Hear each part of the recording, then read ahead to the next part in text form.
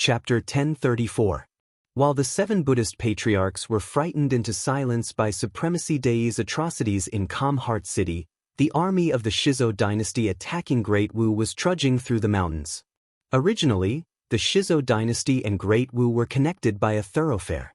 But after the Shizo dynasty swept away the Ling dynasty, the thoroughfare had turned into countless mountains overnight. No one knew what means some almighty expert had used to move these mountains here overnight to block the road.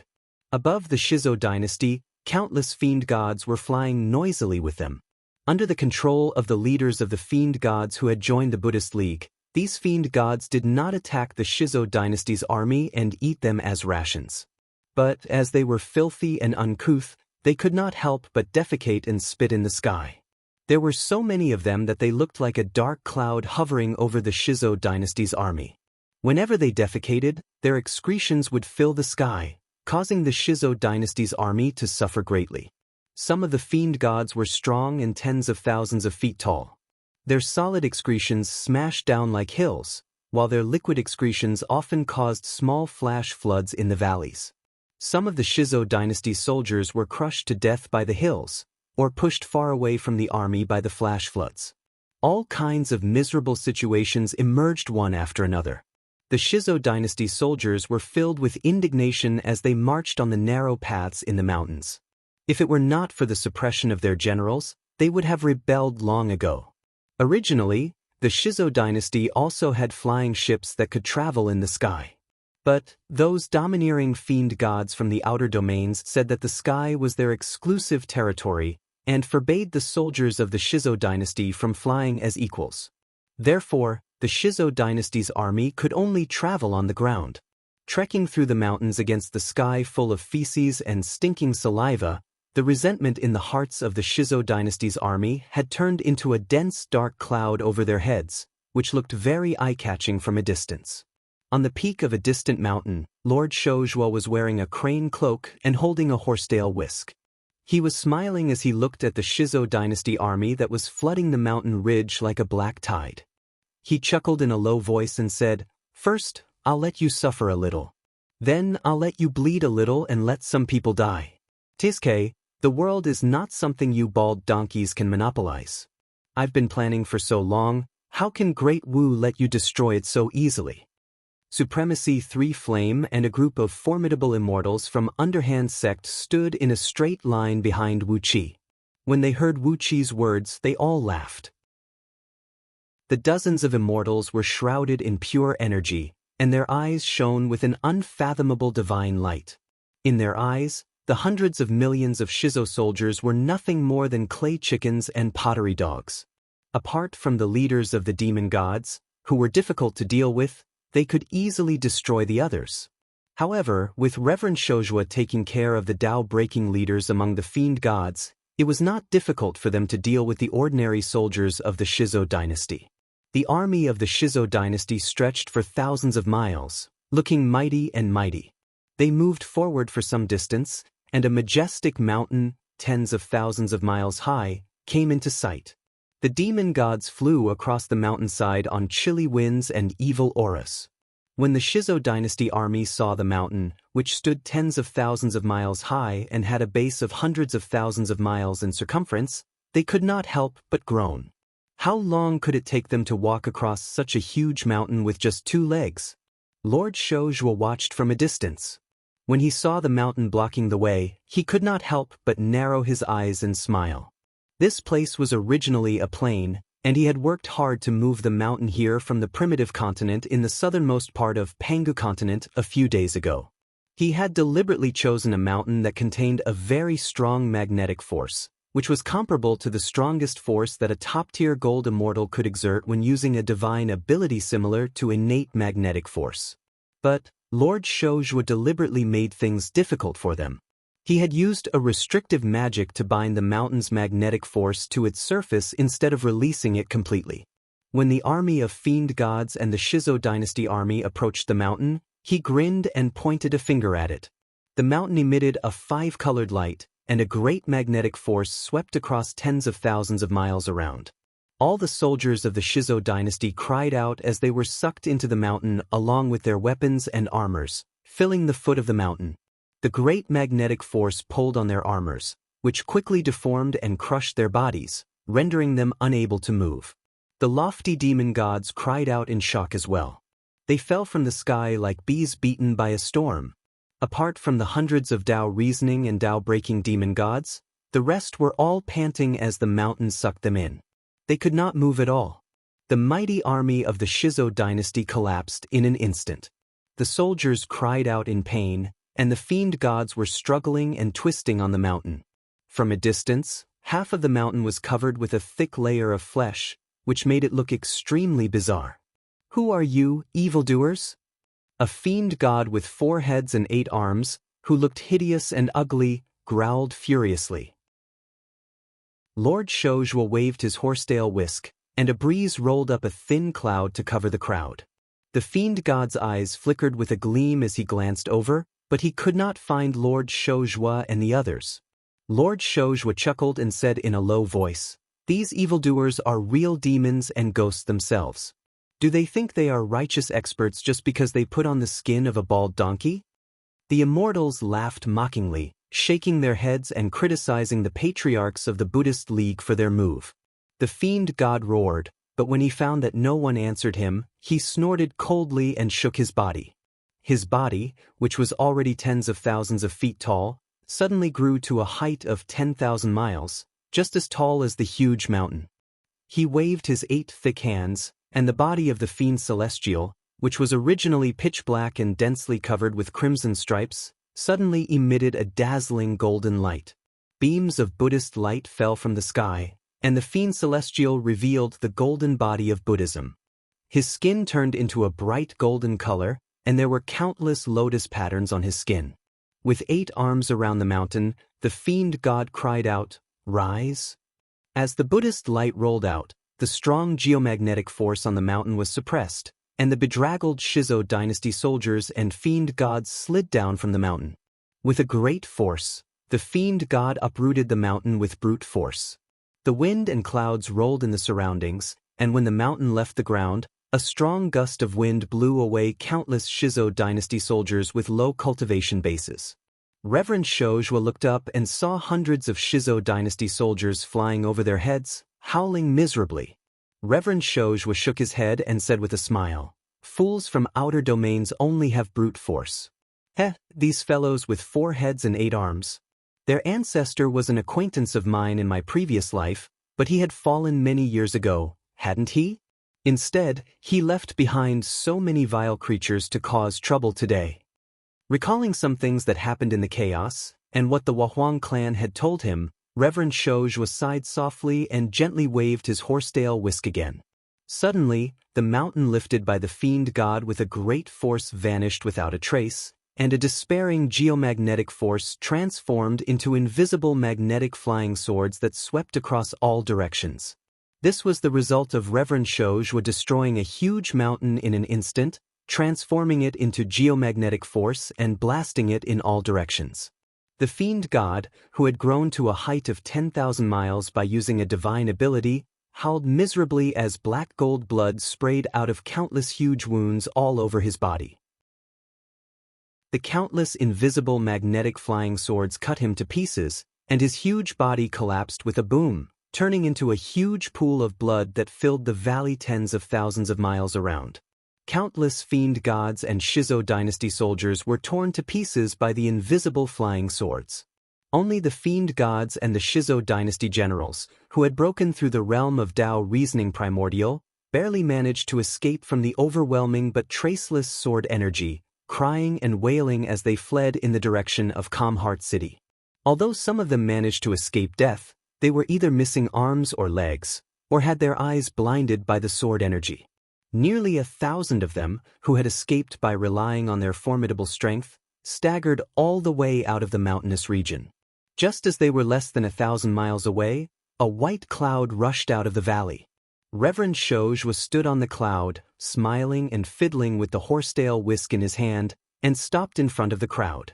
A black-robed high oracle of the Shizo dynasty pointed a trembling finger at Reverend Shojua and cried out, "Evil Taoist, what do you want?" Reverend Shojua just smiled and nodded. He glanced at the faces of these lucky fellows, then said in a faint voice, "Among you, there are fiend gods from outer domains and ministers of the Shizo dynasty. In short, either these vile creatures from outer domains go back, or the ministers of the Shizo dynasty go back. Kill half of them, leave the other half alive. It's up to you." A beam of spiritual light rushed out from the top of Reverend Shouju's head. The grand pure nature star-fixing pagoda flew up slowly, and the starlight as clear as water shone in all directions. A suffocating and despairing aura was released from the starlight. The high oracle murmured in a low voice, "A supreme treasure of primal chaos." The fiend gods from outer domains and the people of the Shizo dynasty, who were itching to join forces to kill Reverend Shouju, were struck dumb.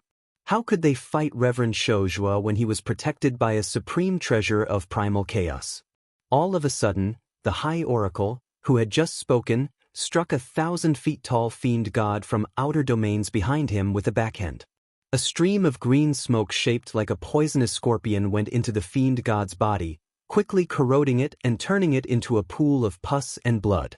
Before the simple-minded fiend gods from outer domains could react, the civil and military officials of the Shizo dynasty who had come with the army struck out, killing and wounding these fiend gods. Apart from a few of the strongest fiend gods who managed to resist the attack with their formidable cultivation bases, the others were killed almost without being able to fight back. Looking at the dog-eat-dog scene, Reverend Shouju sneered, then transformed into a beam of starlight and flew away at top speed. Remember, if you dare to invade Great Wu's territory again, you will all die. Great Wu is the territory of the Tao League, and any Buddhist league who dares to take a step here will be turned into ashes immediately. A few fiend gods with formidable cultivation bases roared furiously, then transformed into gusts of wind and sped away. The civil and military officials of the Shizo dynasty were struck dumb. From afar, the mad roars of the fiend gods could be heard, "You have killed our people, and we will never let this go." Reverend Shouju's laughter rang through the void, and only the ministers of the Shizo dynasty wanted to cry, but had no tears. Chapter 1035. Above the 33 heavens, the supreme Daluocean. In the primordial Tao Palace, a beam of golden light shone down with countless clouds flashing past. The first to bear the brunt was the scene of Supremacy Dei killing 7 Buddhas with a few punches and kicks and annihilating billions of fiend celestials from the foreign domains. When Supremacy Dei killed Amitabha Buddha with a punch and devoured his natal relic, countless Tao sects experts in the primordial Tao Palace exclaimed in shock. Especially since he was a Buddhist cultivator, it was really shocking that he could deal such a heavy blow to a Buddhist sect's Buddha. Then, they watched as Master Dei barged into Calm Heart City alone, single-handedly suppressed all the civil and military officials under Emperor Wugo, and even did something so humiliating to Emperor Wugo. The Taoist immortals in the Great Hall smiled and shook their heads. The long-browed Taoist laughed and said, "The Buddhist sect has produced a freak." How did he cultivate? Did he really cultivate the Prajna Diamond Heart Sutra? At this moment, the heavenly secrets were in chaos. Even Tao integration realm experts could not calculate someone's origin. In particular, Supremacy Dei had reached the half-step Tao integration level. Even when the heavenly secrets were quiet, the few Daozu might not be able to capture his aura in the vast heavenly secrets. The 9 Daozu were only curious about Supremacy Dei's origin. If such a powerful person joined the Buddhist sect, it would not be good news for the Taoist sect. After watching for a while, it was the scene of Supremacy Dei and the Buddhas talking to each other. Hearing Supremacy Dei mention 1,000 heads, the expressions of the 9 Daozu and Chi-Chi changed. They looked at each other, and the red-browed Taoist said coldly, "This little bald thief's ability to comprehend in silence is not bad. His Buddhist sect is indeed much better than our Taoist sect disciples in terms of self-preservation." The long-browed Taoist waved his hand disapprovingly. "Let's wait and see what methods they have to deal with 1,000 heads. In the end, they will come to us for help. With Qianshou's interference, the Wahuang clan and the 7 Buddhas' plans will be completely destroyed. They are almost the same as us. At that time, we can just start all over again." The 9 Daozu's faces were filled with complacency. With all the tricks they had set up in the human world, even if the Ling dynasty was destroyed and Zhang Tingyun was killed, they still had other tricks up their sleeves. After so many years of operation, how could they have only set up a chess piece like Zhang Tingyun? When they saw Yi beat Emperor Wugo right in front of countless ministers of the Shizhou dynasty, and looted all the treasures belonging to Emperor Wugo and the few imperial advisors of the Shizhou dynasty, finally, some of the powerful beings in the palace of Dao origin could not help but laugh out loud. The laughter immediately turned into a roar of laughter. Even the Daozus were grinning from ear to ear. They were very happy. A Buddhist cultivator robbing Emperor Wugo. It was an interesting sight no matter how they looked at it. This De Venerable is a poor monk. He doesn't even have a single Buddhist artifact on him. The red-browed Taoist squinted his eyes and smiled. The De Venerable, who had been a pauper just a moment ago, was now covered in the glow of jewels. The countless jewels were dazzling enough to blind a person. 7 or 8 strings of extremely powerful prayer beads hung around his neck, and over a dozen strings of glowing Buddhist beads hung around his wrists. Almost 100 powerful Buddhist treasures hung around his body. Stepping on a white lotus, he flew back to the Dragon Mountains complacently. He left behind a few powerful Buddhist treasures for his own use, while the others were all given to Master Beiji and the other monks in the monastery. Chanting filled the air above the monastery. The Venerable began his homework with his people. Wails rang out in Calming Heart City. Emperor Wugo, who had his bones broken and tendons torn, had been stripped clean, leaving only his underwear, threw his head back and roared furiously. Furious, he could not wait to rush into the Dragon Mountains and fight the Venerable to the death. But how could the civil and military officials of the Shizhou dynasty be able to deal with a Venerable who showed no fear even when facing Buddha? Perhaps, apart from the few prime disciples of Buddha, no one in the Buddhist League could deal with him. The few Daozus chuckled gloatingly. Clouds and smoke flickered rapidly in the golden light, and a huge mountain range was revealed. A fiend god, tens of thousands of miles tall, was clenching his teeth as he pulled the mountain out. Suddenly, the mountain range vanished, and the huge body turned into pure geomagnetic force that condensed into countless invisible geomagnetic flying swords that shot in all directions. In just a flash, countless Shizhou dynasty soldiers and fiend gods who had gone to Great Wu were killed, and their blood flowed like rivers. Except for nearly 1,000 of the strongest civil and military officials and fiend gods, all the others were killed. Smiling, Reverend Shouju appeared out of thin air and threatened the civil and military officials of the Shizhou dynasty to kill those foolish fiend gods. Except for the few strongest fiend god leaders, all the other fiend gods were killed. Judging from the oaths they swore when they fled, there would probably be a great grudge between the Shizhou dynasty and the fiend gods of the alien realms. It would not be easy for the Shizhou dynasty to command those fiend gods as if they were their own arms. Reverend Shouju shouted unceremoniously that Great Wu was his territory, the territory of the Orthodox Tao League, and that if anyone from the Shizhou dynasty dared to step into it, he would kill them all. The eyes of the few Daozu flickered, and they quickly communicated with each other with their divine sense. It was a pleasant surprise. The power displayed by the Reverend Keeper Zhuo was of the Tao-breaking realm. Although it was rare for itinerant cultivators to break through to the Tao reasoning realm, there would always be such a freakish figure born after several apocalypses. The 9 Daozu had gone through countless apocalypses, and in the long river of time, they had seen countless such geniuses. They thought that Reverend Shouju was just one of the geniuses born at the right time, and he was not a very amazing existence. Especially when he revealed the supreme treasure of Primordial, the Grand Pure One, the 9 Daozu were even more certain about his origin. It was a great opportunity for a man with great fortune to stumble upon a supreme treasure of Primordial. The supreme treasure of Primordial contained its own supreme power of laws for one to comprehend, and if one could comprehend its profound principles, one could dominate the realm of Tao breaking. With Reverend Shouju's overall strength, he had completely mastered the supreme treasure of Primordial. In other words, no one below the realm of Tao fusing could defeat him. Such a figure was the real top fighting force at present, And no matter which camp he stood in, the opposing camp would have a great headache. Purple-browed Taoist nodded thoughtfully and said, "This young man should join our Tao League." The long-browed Taoist laughed and said, "You're right, senior brother. He is cultivating the cultivation technique of our Tao League, so of course he should join us. It's just that I'm afraid such an unruly Taoist has not comprehended the free and unfettered state of mind of our Tao League. His killing intent is still too strong."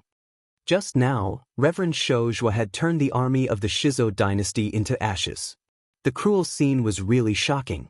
Not to mention the disciples of the Tao League and the Buddhist League, even among the demons and ghosts, there were very few who could kill so many living beings at once. Reverend Shozhua looked indifferent. Clearly, he had no psychological burden about killing. Anyone who provoked him would be dealt the most merciless blow. The red-browed Taoist nodded slowly and said, "That's good. Now is the time of the calamity, and what our Tao League needs is someone with such a murderous nature." Purple-browed Taoist clapped his hands and said, "Promise him enough benefits and make him the chief Taoist supervisor of our Tao League on Pangu continent. Tell him that in the future he will have the right to supervise all the immortals, and cultivators on Pangu continent. Ask him to go to Pangu continent and rescue those immortals who have been captured. Now, they are being raised by those evil creatures from outer heavenly realms. It's outrageous." The long-browed Taoist frowned and said, "I'm afraid the title of Chief Taoist Supervisor won't be able to convince him. Anyway, we have to give him some real benefits. I still have a square spike that I've collected in the past, but I haven't refined it yet. Why don't I give it to him as a treasure to control fiends? His pagoda looks amazing, but its offensive power is not as good as this chaotic spirit treasure that specializes in killing." The other few Daozu Taoists also offered up their personal belongings, a total of 6 chaotic spirit treasures, countless immortal pills, and various other treasures. The other almighty experts of the Tao League in the Palace of Tao Origin could not help but breathe heavily as they looked at the countless glowing treasures hovering in the middle of the Great Hall. Although they were all men of high moral standing, the treasures in front of them were so many that they could not help but be tempted almost instinctively. After collecting so many treasures, Purple-browed Taoist wrote a decree with a piece of purple satin and handed it to his disciple, Reverend Xianyang. Reverend Xianyang took the decree, rolled up all the treasures with his sleeve, and immediately turned into a beam of light and rushed out of the Palace of Tao Origin. Countless fiend gods tried to stop the Palace of Tao Origin, and the huge fiend god formation had begun to operate.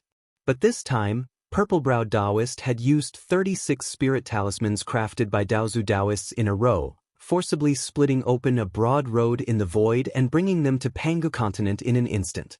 Inside the Palace of Tao Origin, a golden light flickered again, and the scene of the East Sea City appeared amidst the clouds and smoke. Red-browed Taoist looked puzzledly at the East Sea City, which had changed its flag, and said in a low voice, "It's a good thing that the Emperor of Yanhuang has established his own nation. Why did he suddenly hand over the vast East Sea to Diu? Are there any mysteries in it? Is there anything we haven't calculated?" The few Daozu Taoists looked at each other and smiled, and even red-browed Taoist shook his head with a smile. Purple-browed Taoist said with a smile, "After all, this matter has something to do with the Wahuang clan. Perhaps she has given that Wu Qi some benefits, so he has swallowed the East Sea out of thin air. Wu Qi started in the wilderness, and in just a few years, he has built such a foundation. He is indeed a talent. But it's a pity that he is just like an ant, and is being played by the Wahuang clan."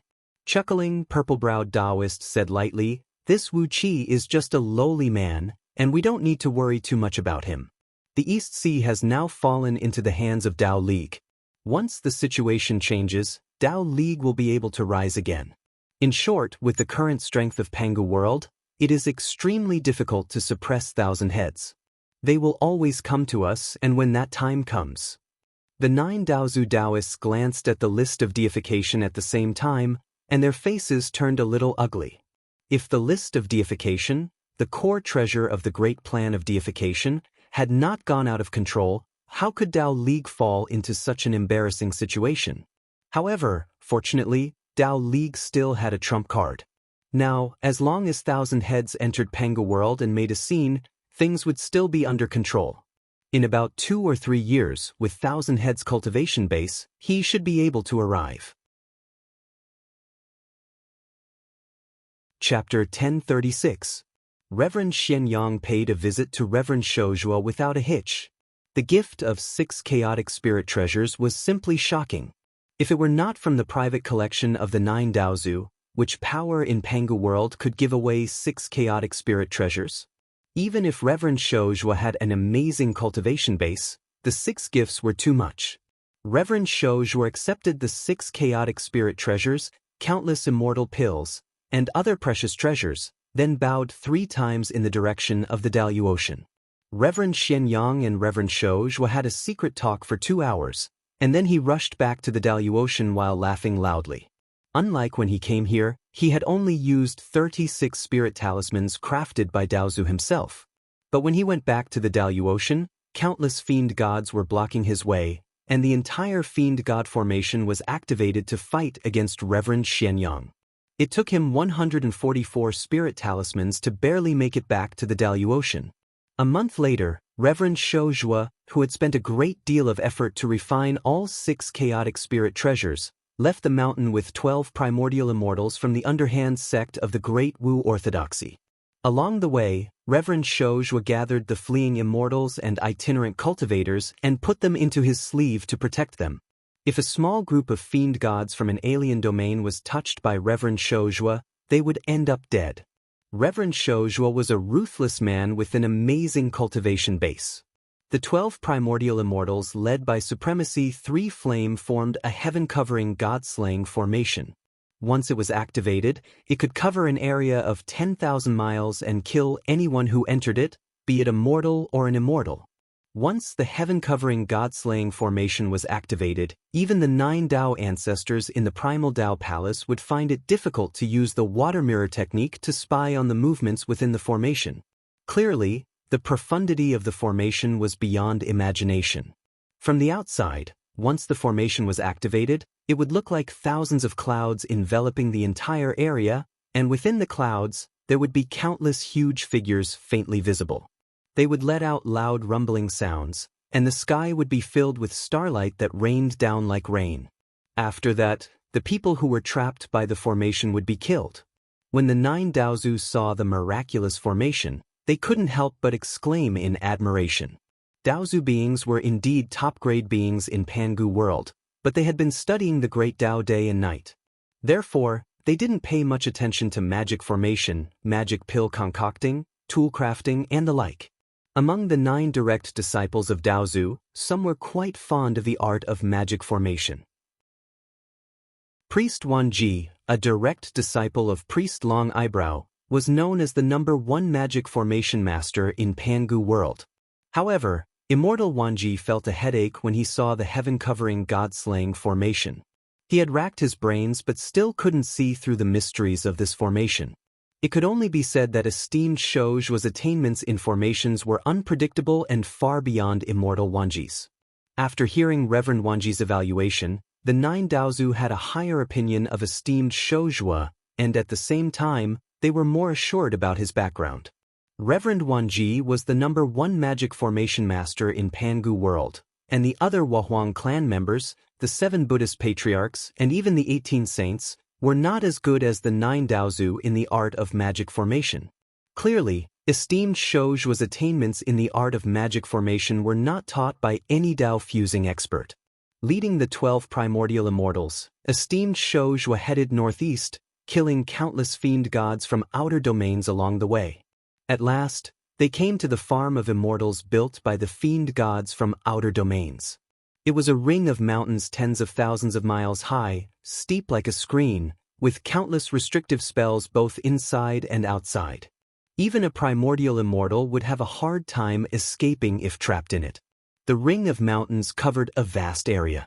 More than 80% of the immortals and itinerant cultivators in the Ling dynasty had been captured and sent here. Imagine the celestial court sending tens of millions of outer heavenly realms back to Pangu continent. Each outer heavenly realm governed more or less a number of galaxies.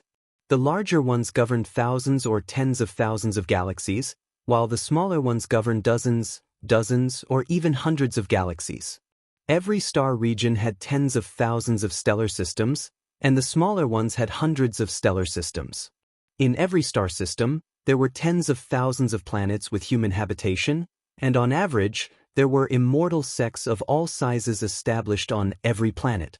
These immortal sects had come to Pangu continent with the outer heavenly realms, and after the rise of the Ling dynasty, almost 70% of them had submitted to the Ling dynasty.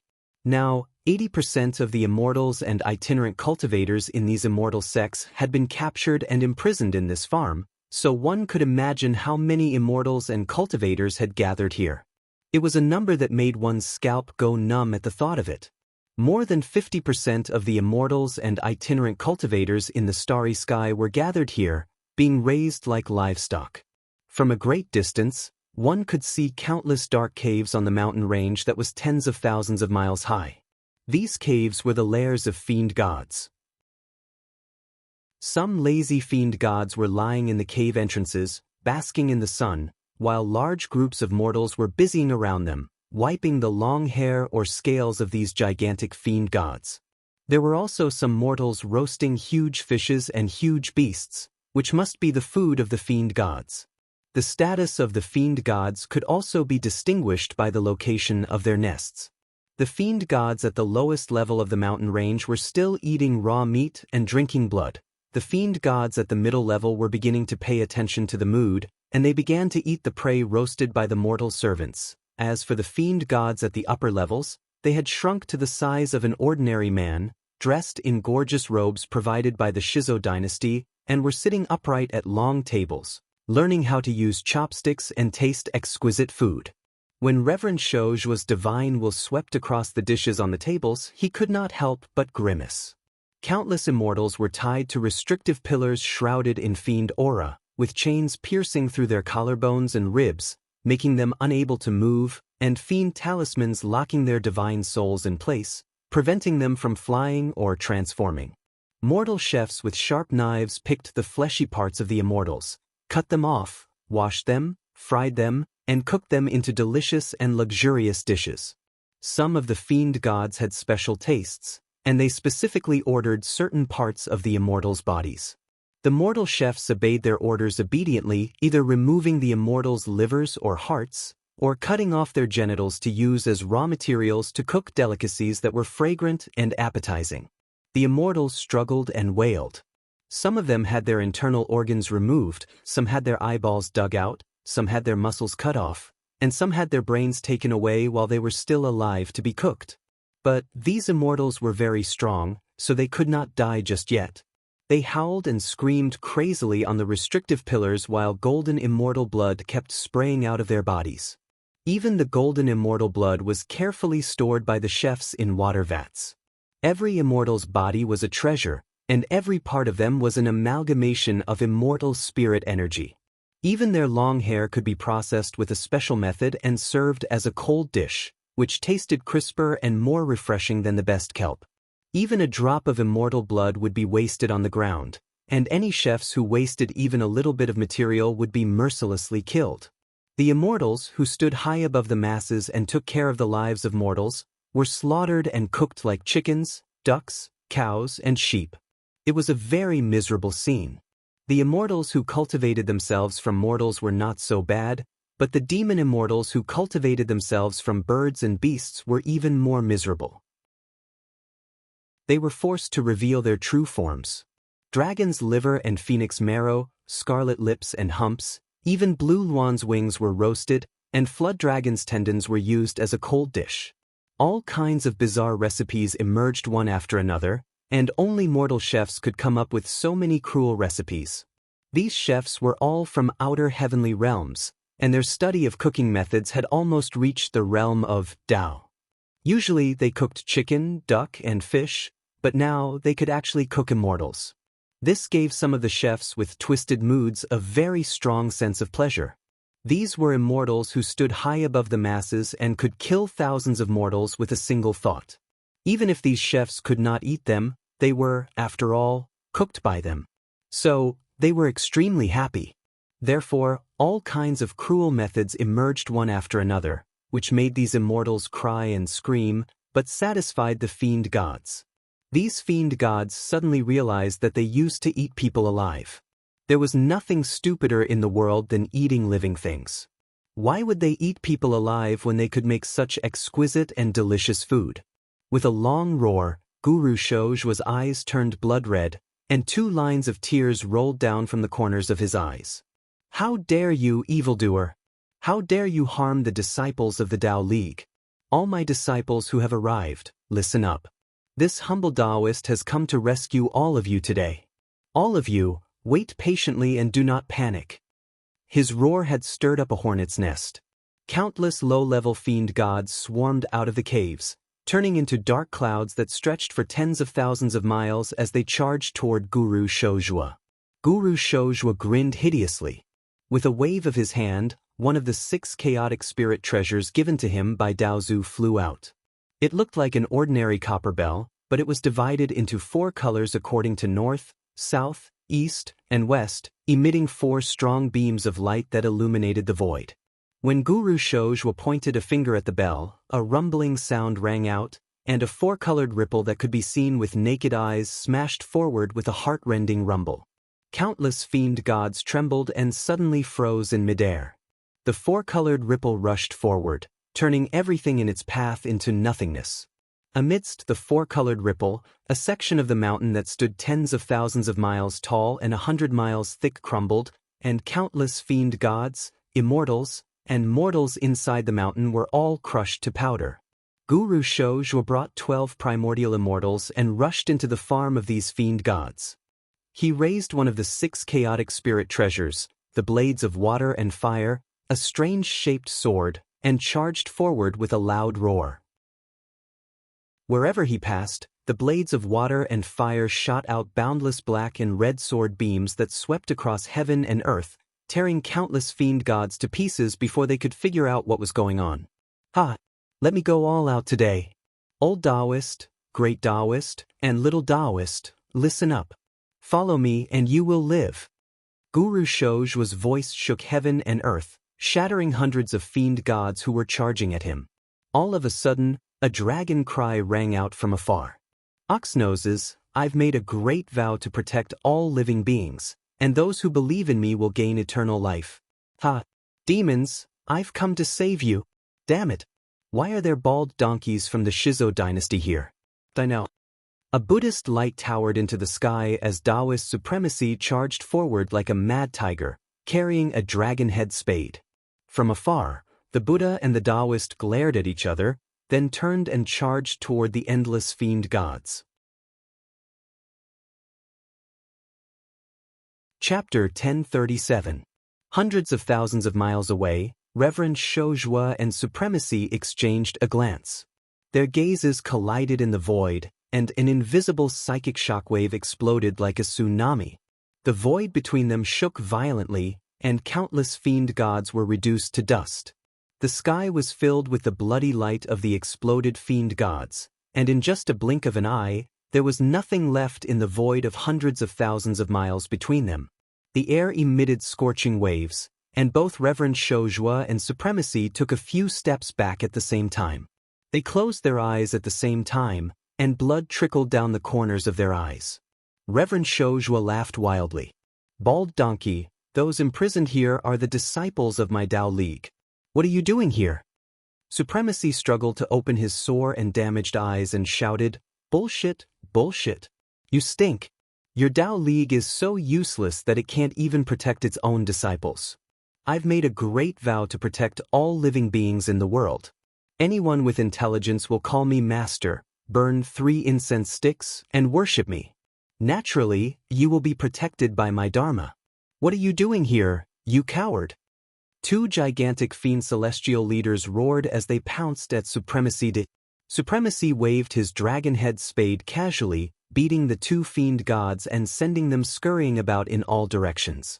The spade unleashed dozens of blinding golden beams, which condensed into golden divine dragons that flew all over the sky, their claws, fangs, and tails never leaving the 2 fiend gods. The two six-tier Tao-breaking fiend celestial leaders were beaten into a sorry state, howling as they fled into the distance. But before they could get far, Supremacy waved his left hand, unleashing a golden Buddha's palm print that spanned hundreds of miles and struck the backs of the two fiend gods.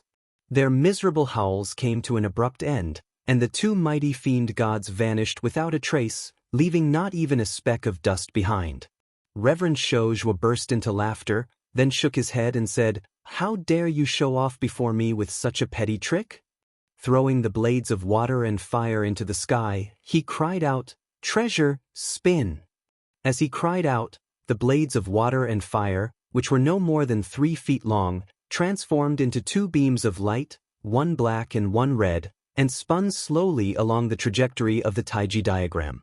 Suddenly, a large patch of purple clouds condensed in the void, and countless black and red raindrops sprinkled down from the purple clouds. The rain gently sprinkled over the entire farm. Those cultivators and mortals who came into contact with the rain only felt waves of heat flowing into their bodies, giving them strength out of nowhere.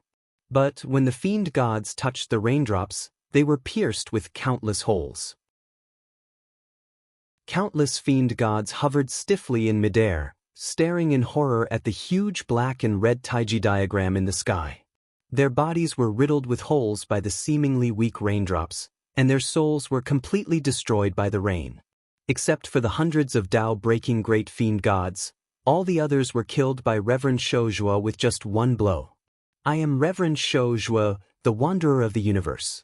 I have attained the supreme great Tao after going through countless tribulations. Are any of you willing to be my disciple?" Hovering in midair, Reverend Shojua exercised a divine ability of Dharma idol of heaven and earth to raise his body to a height of about 1,000 miles. His whole body glowed with a dazzling golden light. No matter where he was, more than half of the people on Pangu continent could see his avatar. The avatar was imprinted directly into the eyes of those immortals, cultivators, and mortals.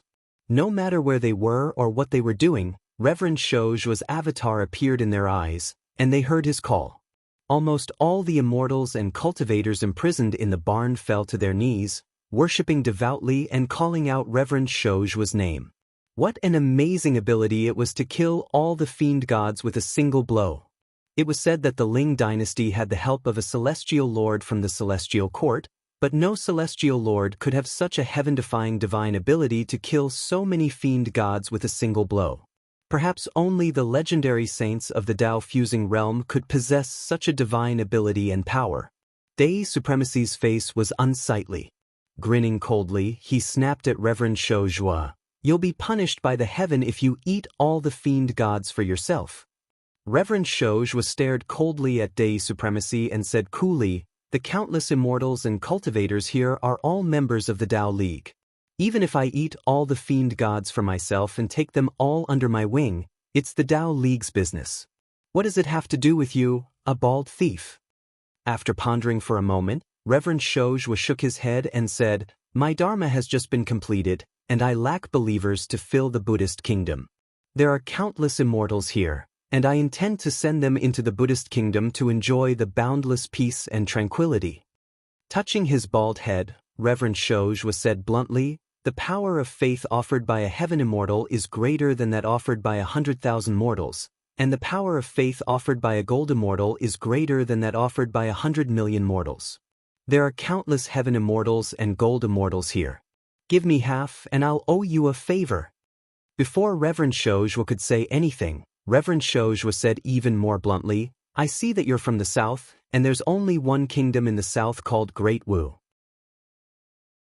If you help Great Wu fight against the Shizo dynasty, as long as you give me half of the immortals here today, I won't interfere in the war between the Shizo dynasty and Great Wu in the future. If you insist on eating all the fiend gods for yourself, I'll have to add insult to injury." Reverend Shojua looked at Reverend Shojua and said with a cold grin, "You're a straightforward bald donkey, unlike the other hypocritical people of the Buddhist League. But if you want to benefit from this place, you'll have to at least let me know what tricks you have up your sleeves." Then, with a wave of his hand, the 12 primordial immortals behind him took out a flag painted with clouds and mist, in which starlight could be vaguely seen. Then, they laid out a heaven-covering God-slaying formation that even the 9 Tao patriarchs could not see through. A huge figure could be vaguely seen in the formation, and a deep, powerful roar could be vaguely heard coming out of it. Reverend Shojua sneered. Glancing around, he pointed at the fiend gods of the outer domains who had emerged again from the distance and asked, "What do you think of these evildoers?" Reverend Shojua pointed at the huge black and red Taiji diagram in the sky with great conceit and said, "If they dare to come close, I'll make sure they're all dead. Monk, you just have to fight me. You don't have to worry about anything else." The E-Supremacy pondered for a moment. He pulled off a string of 108 purple prayer beads from his neck and casually tossed them into the air. Instantly, 108 gigantic rings of purple light shot up into the sky like 108 moons hanging in the sky. In the distance, some fiend gods who had heard the news rushed over, but as soon as they got close to the huge farm, they were immediately killed by the Buddhist League's fiend subduing thunder that sprayed out of the purple lights. The hundreds of fiend gods who had luckily escaped from the shocking attack of the blades of water and fire were frightened out of their wits and fled into the distance. They roared hoarsely and stopped the fiend gods outside from rushing to their deaths. Today was a bad day for these fiend gods. All the powerful fiend gods had been transferred away by the Shizo dynasty to fight against Yu, leaving only a group of servants in the farm. Although there were many of them, they were useless. Both Reverend Shojua and Reverend Shojua were half-step into the realm of Tao fusing. Once they went all out to kill the fiend gods, it was like killing ants with a nuclear bomb. When the spell was completed, Reverend Shojua laughed and transformed into a 36 feet tall golden body, revealing a bizarre golden body with 9 heads, 18 arms, and 4 legs. His body glowed brightly, and each of his 18 arms held a variety of divine weapons of the Buddhist League that he had plundered. Yelling, he rushed into the heaven-covering array of gods of slaying.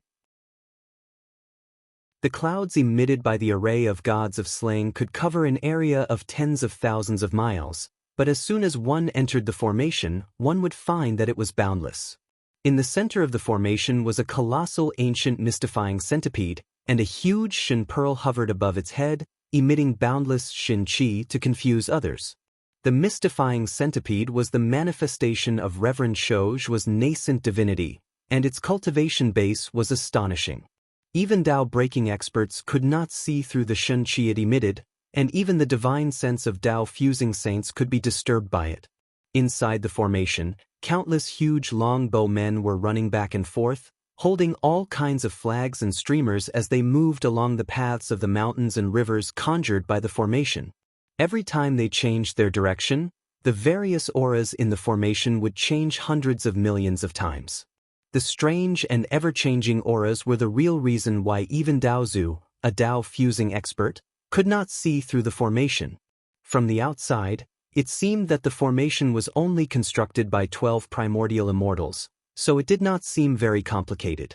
But in fact, there were 36,000 longbow men of the Gold Immortal Realm and 1,080,000 Heaven Immortal Realm who were responsible for the operation of the formation. They corresponded to the constellations and the earth veins in the universe, and the variations of the formation were even stronger than the fiend-slaying sword formation.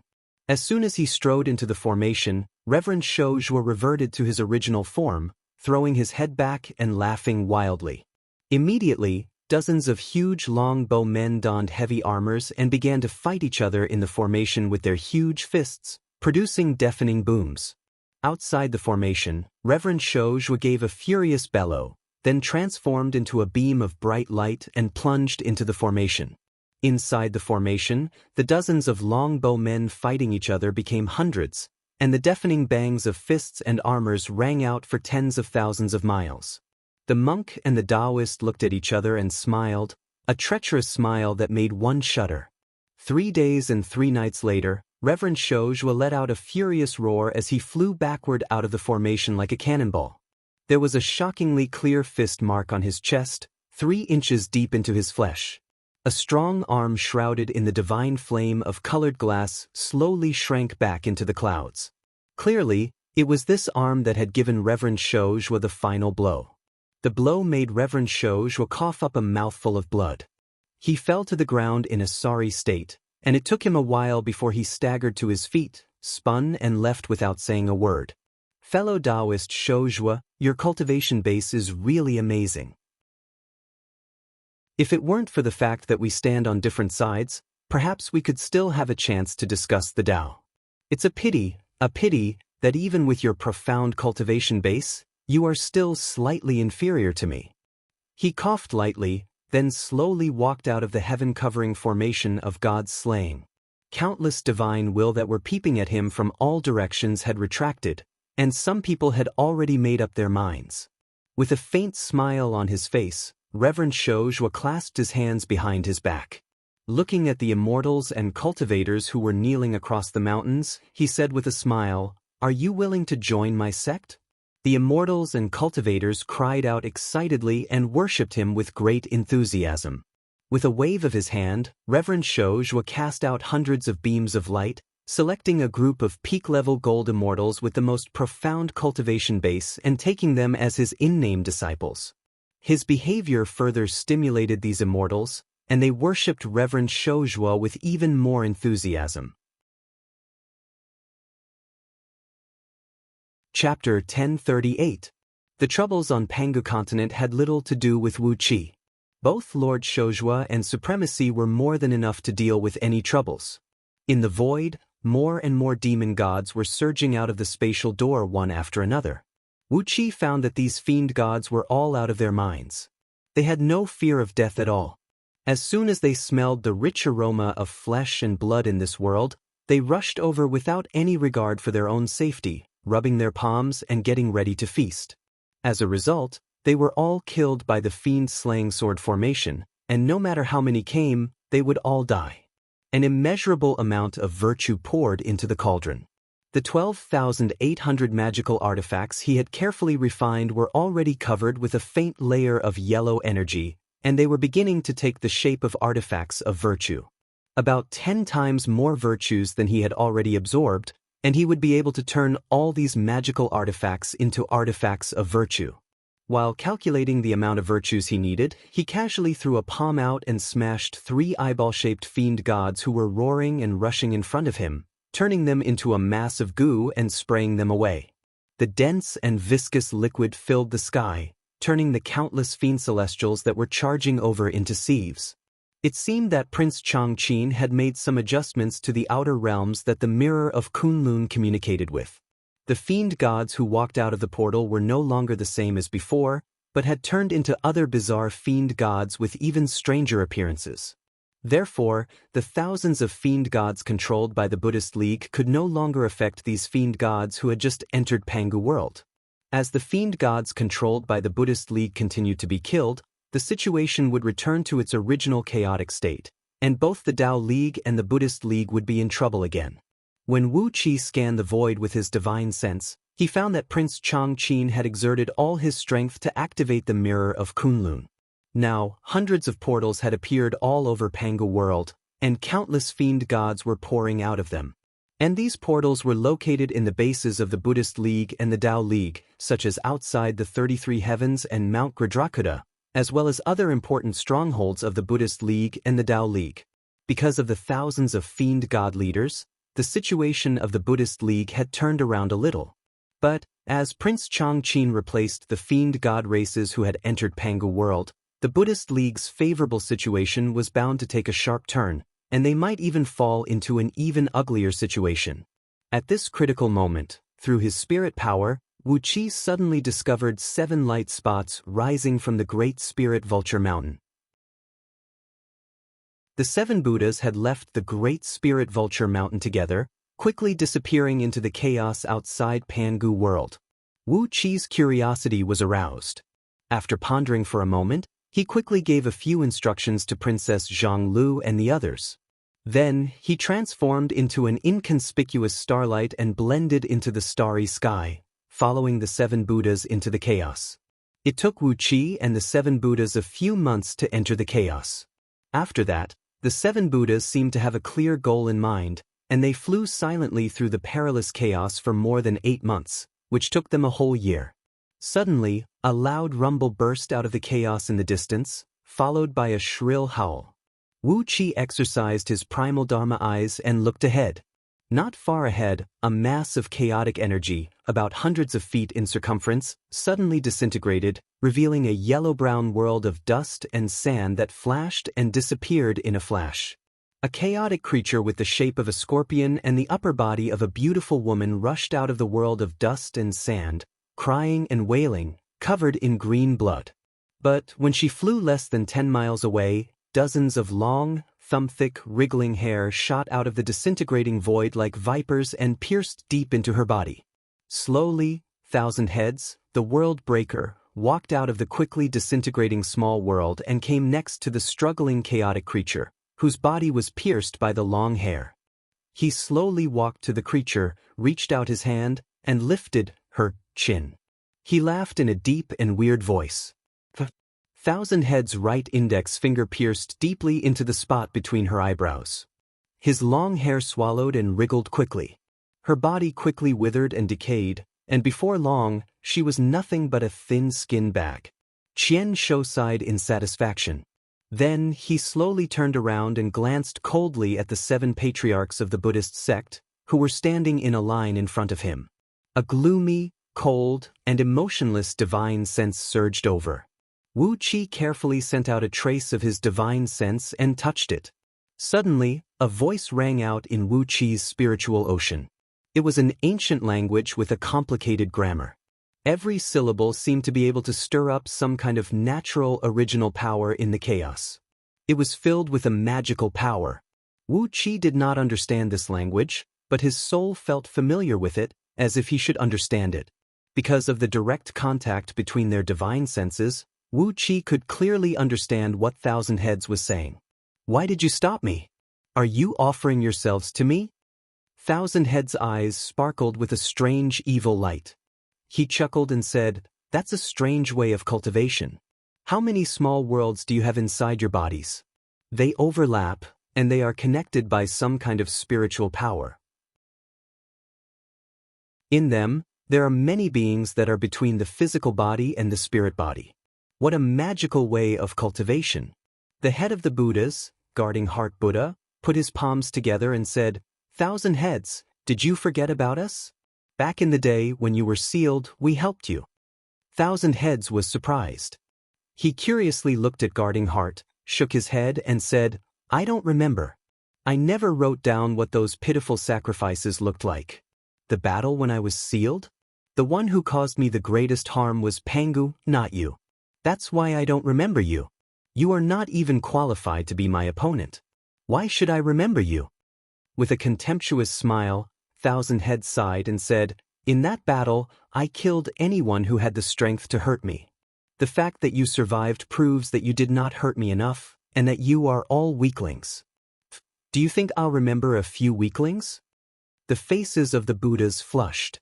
They stared at Thousand Heads for a long time without saying a word. Wu Qi narrowed his eyes. The 7 Buddhas had left Mount Gridrakuta abruptly and sneaked into the chaos. Were they here to meet Thousand Heads?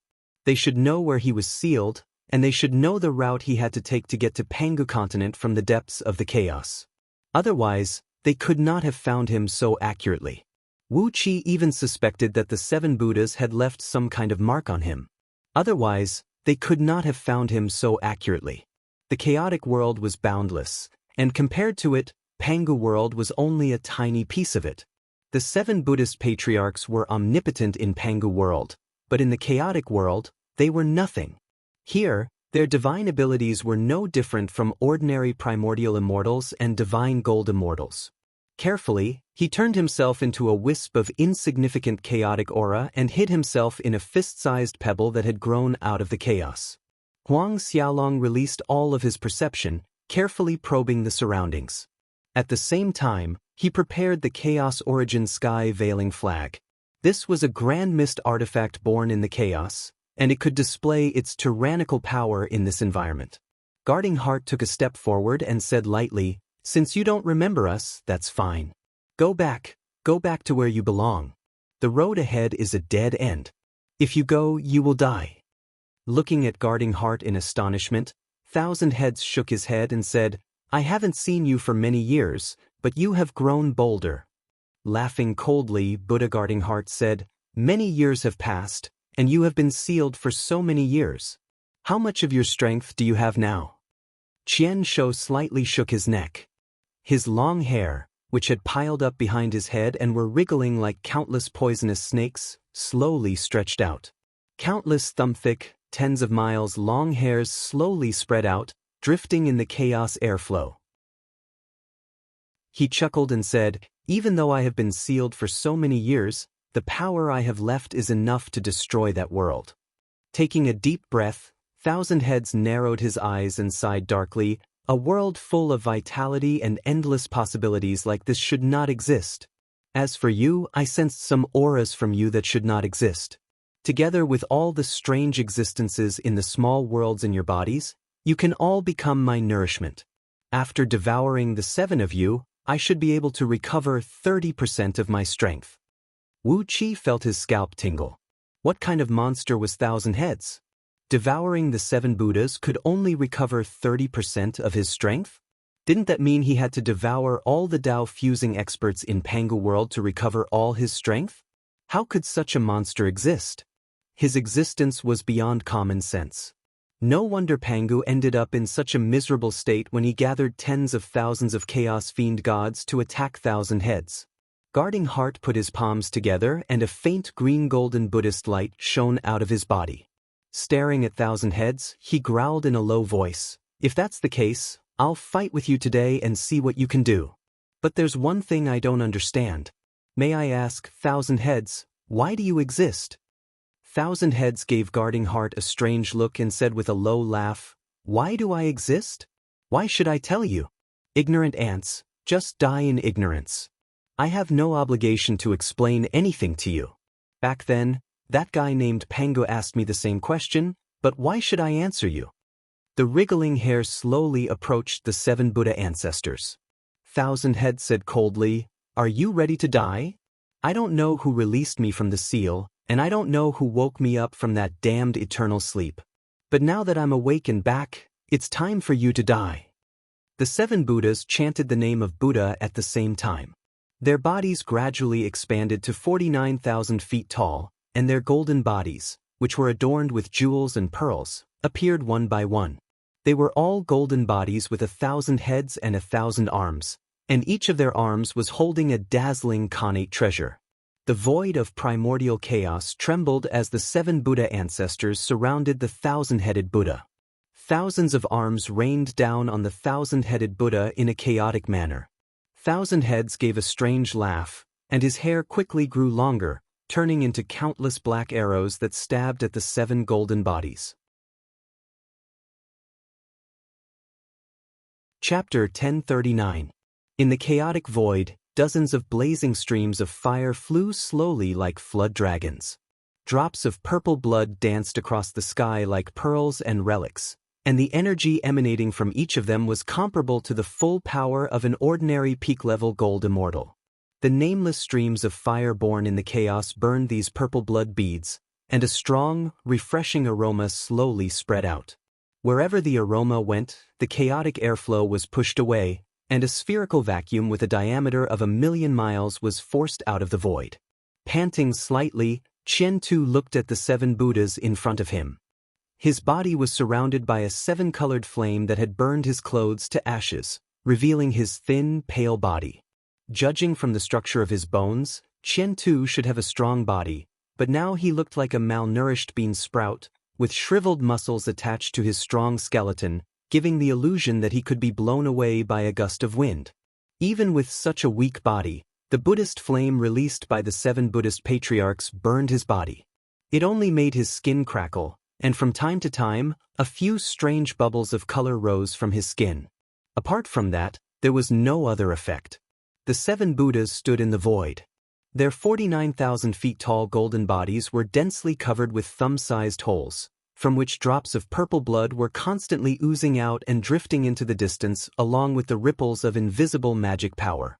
Purple gold light flickered rapidly on the damaged parts of the golden bodies. They were silently cultivating their dhyana skills to repair their golden bodies. However, their golden bodies were injured by the strange long hair of the 1,000 heads. There was a kind of extremely corrosive evil power with a strong devouring power attached to the wounds. It took them a full 10 minutes to heal the wounds. Wu Qi was shocked. With the cultivation base of the Buddhas, any injury could be healed with a thought. For Qian Tu to be able to make the 7 Buddhas so strenuously work, his lethality must be terrifying. If even the Buddhas needed 10 minutes to heal the wounds, one could imagine that ordinary immortals, even perfected golden immortals, would probably die if they were stabbed by Qian Tu's long hair. A very heavy punch and very painful. Qian Shou opened his mouth and spat out a blood arrow with a strange color, as if thousands of colors had been mixed together. He stared blankly at the blood he had spat out and frowned. I've just woken up recently and have eaten too many strange things, causing the color of my blood to be so ugly.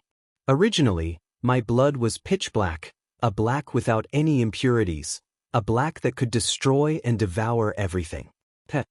Shou Xin snorted coldly. He shook his transcendence golden body, and his 1,000 arms formed a lotus seal at the same time, pressing heavily toward the 1,000 heads tens of thousands of miles away. Inch by inch, the void shattered and emitted a blinding golden light, transforming into a tens of thousands of meters long golden lotus sword, hacking towards 1,000 heads. Within Shou Xin's body, the sounds of chanting echoed out. Shou Xin had refined 3,000 boundless worlds, and each boundless world contained 3,000 dimensional worlds, and each dimensional world contained 3,000 minor worlds. In these worlds lived the countless believers that Shou Xin had accumulated over the years, and they were all fanatics that other bodhisattvas and Buddhas sought but could not get. Countless fanatics were summoned by the Guardian Heart mantra. They chanted the Guardian Heart salvation mantra in unison, and a huge amount of willpower was added to the Vajra Lotus Sword.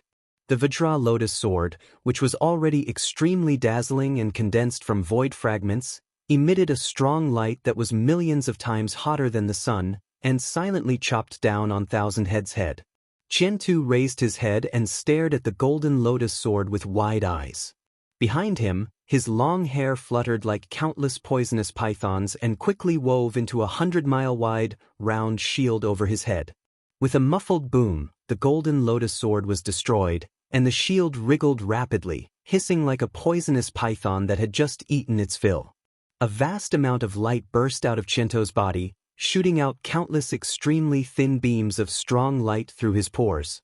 Shou Xin's 1,000 heads and 1,000 faces sneered together. How dare you swallow the sword power released by me with all my strength? Aren't you afraid of being stuffed to death? Qian Shou's eyes were wide open. His eyes were pale and emotionless, like those of a dead fish as he stared at Guarding Heart. 1,000 long hairs on his head suddenly darted tens of thousands of miles away and accurately pierced into 1,000 heads of Guarding Heart. The thumb-thick long hair penetrated Shou Xin's 1,000 heads and penetrated Shou Xin's golden body along with large streams of purple blood. 1,000 heads exploded, and the sword power devoured by Qian Tu struck into Shou Xin's golden body through his long hair. This was equal to Shou Xin launching a full-power attack on himself. The upper half of Shou Xin's golden body exploded and turned into an ocean of blood, nearly filling up this ball-shaped space. Wu Qi was frightened by what he saw. This was the chaotic void, which was not under the influence of the heavenly Tao of Pangu world. If Shou Xin was killed here, was it possible that he would die for real? Wu Qi hadn't fused with Tao himself, so he didn't know what kind of level it was. Therefore, he didn't know what would happen if a fusing with Tao was killed outside Pangu world. While Wu Qi was indulging in flights of fancy, a golden lotus slowly emerged from the purple ocean of blood, holding up half of Guarding Heart's golden body. A 7-layered Buddha statue, inlaid with countless pearls, flew out of Shou Xin's golden body. Illuminated by the colorful light, Shou Xin's golden body recovered quickly. In a quarter of an hour, Shou Xin had fully recovered, but his face was slightly pale. Apparently, the strike launched by Qian Tu just now had cost him a great deal of his life force. Qian Tu, you're not as strong as me now. You'd better leave. Shou Xin vigilantly looked at Qian Tu. The look in his eyes was strange, like a man who saw a poisonous snake that was about to be frozen but still wriggling slowly. Although the snake was not a threat to his life, it was a poisonous snake after all. One careless bite could be fatal. Qiantu stared at the seven-layered Buddha statue floating above Shoshin's head and murmured in a low voice, "So annoying." Back then, when the holy world was destroyed, the spiritual projections of those powerful beings were born in this ruin. Not only did they give birth to useless things like you, but they also gave birth to the broken spirits of their weapons. Although their real power is less than 1/1,000,000th of their original power, I'm not the same as I was back then. Licking his nose with his faint black tongue, Qiantu frowned and said, "Back then, when the holy world was destroyed, who gave me a blow from behind? If it weren't for that, I would still have a little bit of my power, and killing you would be as easy as lifting a finger." Shoshin and the other 6 Buddhas vigilantly looked at Qiantu. Judging from their expressions, they were also very curious about what Qiantu had to say. They listened attentively to Qiantu's murmur without interrupting him. Qiantu squinted his eyes. When he squinted his eyes, his pupils shrank into a thin line, like the pupils of a cold-blooded animal. He stared at the 7-layered Buddha statue above Shoshin's head, shook his head slightly and murmured, "I still have some impression of this thing. Although the appearance has changed a little, the aura is 90% similar. Its original owner was a very beautiful woman." Smiling strangely, Qiantu sighed and said, "I saw her being tortured to death with my own eyes." "Who did it?" "It's been too long, I've forgotten." "Was it an illusion tribulation?" "I was injured and had to stop all my actions to recover, but he killed that powerful woman right in front of me." A very delicate, very beautiful woman, and her bones were as beautiful as her. It was an illusion tribulation. He was a skeleton who liked to collect beautiful women. Qiantu's words made Wu Qi shudder. The faces of the 7 Buddhas did not look right. But it was extremely rare to hear any news about the sacred realm from Qiantu, so both Wu Qi and the 7 Buddhist patriarchs listened quietly. Thousand Head did not disappoint them. He told them about how he and the other Breakworld people killed the Holy World's creatures. They destroyed the big and small races of the Holy World. In the end, the entire Holy World collapsed. Thousand Head did not disappoint them. Just a 7-layered Buddha pagoda was enough to make Thousand Head sigh with emotion. Buddha guarding will rolled his eyes, and a red cloud rose above his head, inside of which a uniquely shaped pyramid could be vaguely seen. When Wu Qi saw the pyramid, he thought it was the Yu's sky tower. When he looked closer, the pyramid had 33 steps. The presence it released was very old. It was not something the Yu's sky tower could compare to. Qiantu cautiously took a step back. Looking at the pyramid, he sighed and said, "Such good luck. This is Underworld Tower, the strongest divine item made by Underworld Saint, one of the 7 strongest beings in the Holy World." Qiantu laughed strangely, shook his head, and said, "But what's the point? The Holy World is destroyed. It has become a ruin. You self-righteous almighty beings are just ghosts born from their spiritual projections." Qiantu grinned and looked at Pangu World. "I won't give you a chance. Don't ever think about restoring the Holy World. Don't ever think about becoming a powerful being again. You can't kill me, but I can kill you one by one." The pagoda above Shuyi Buddha's head spun. A Buddha light silently flew out like a ghost. Thousand Head's body shuddered, and a stream of strange-colored blood shot out from his waist. Buddha Shuyi had taken out a primordial treasure which he had named the Nirvana Pagoda, and had chopped Thousand Head in half at the waist with a single blow. Qiantu lowered his head. Looking at his lower body gradually separating from his upper body, he laughed happily and said, "This is the feeling. This is the smell. Back then, I was hit by Underworld Tower with a full power strike." Amidst the strange laughter, countless black tendrils grew from the 2 halves of Thousand Head's body. These tendrils wriggled and pulled his body together again. His wounds healed quickly.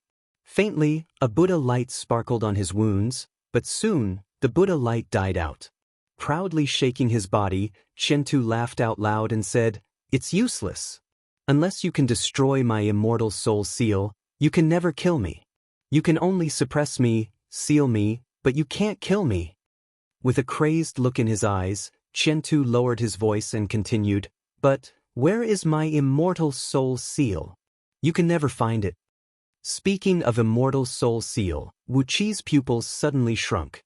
A faint energy was released from Qiantu's body, resonating with something deep in the chaos.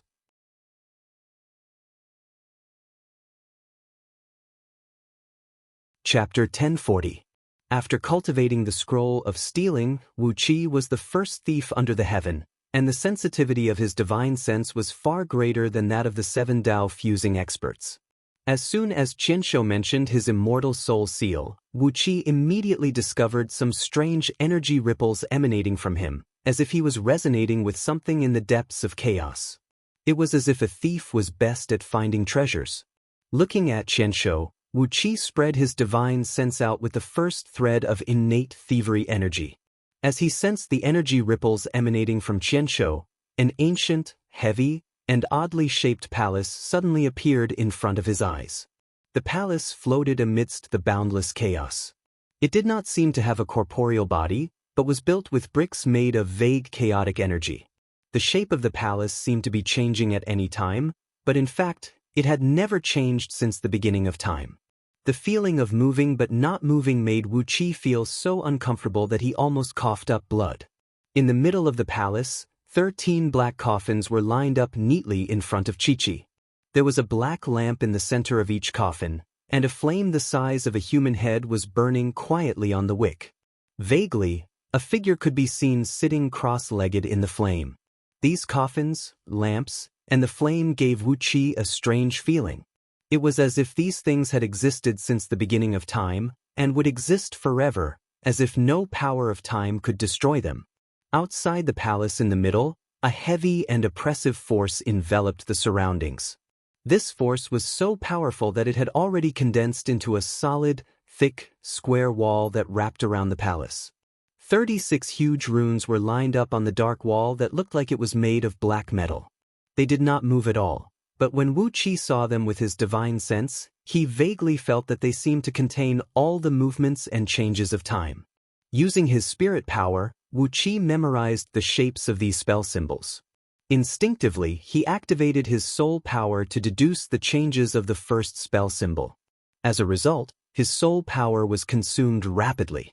Within the span of 3 breaths, his soul power was nearly drained.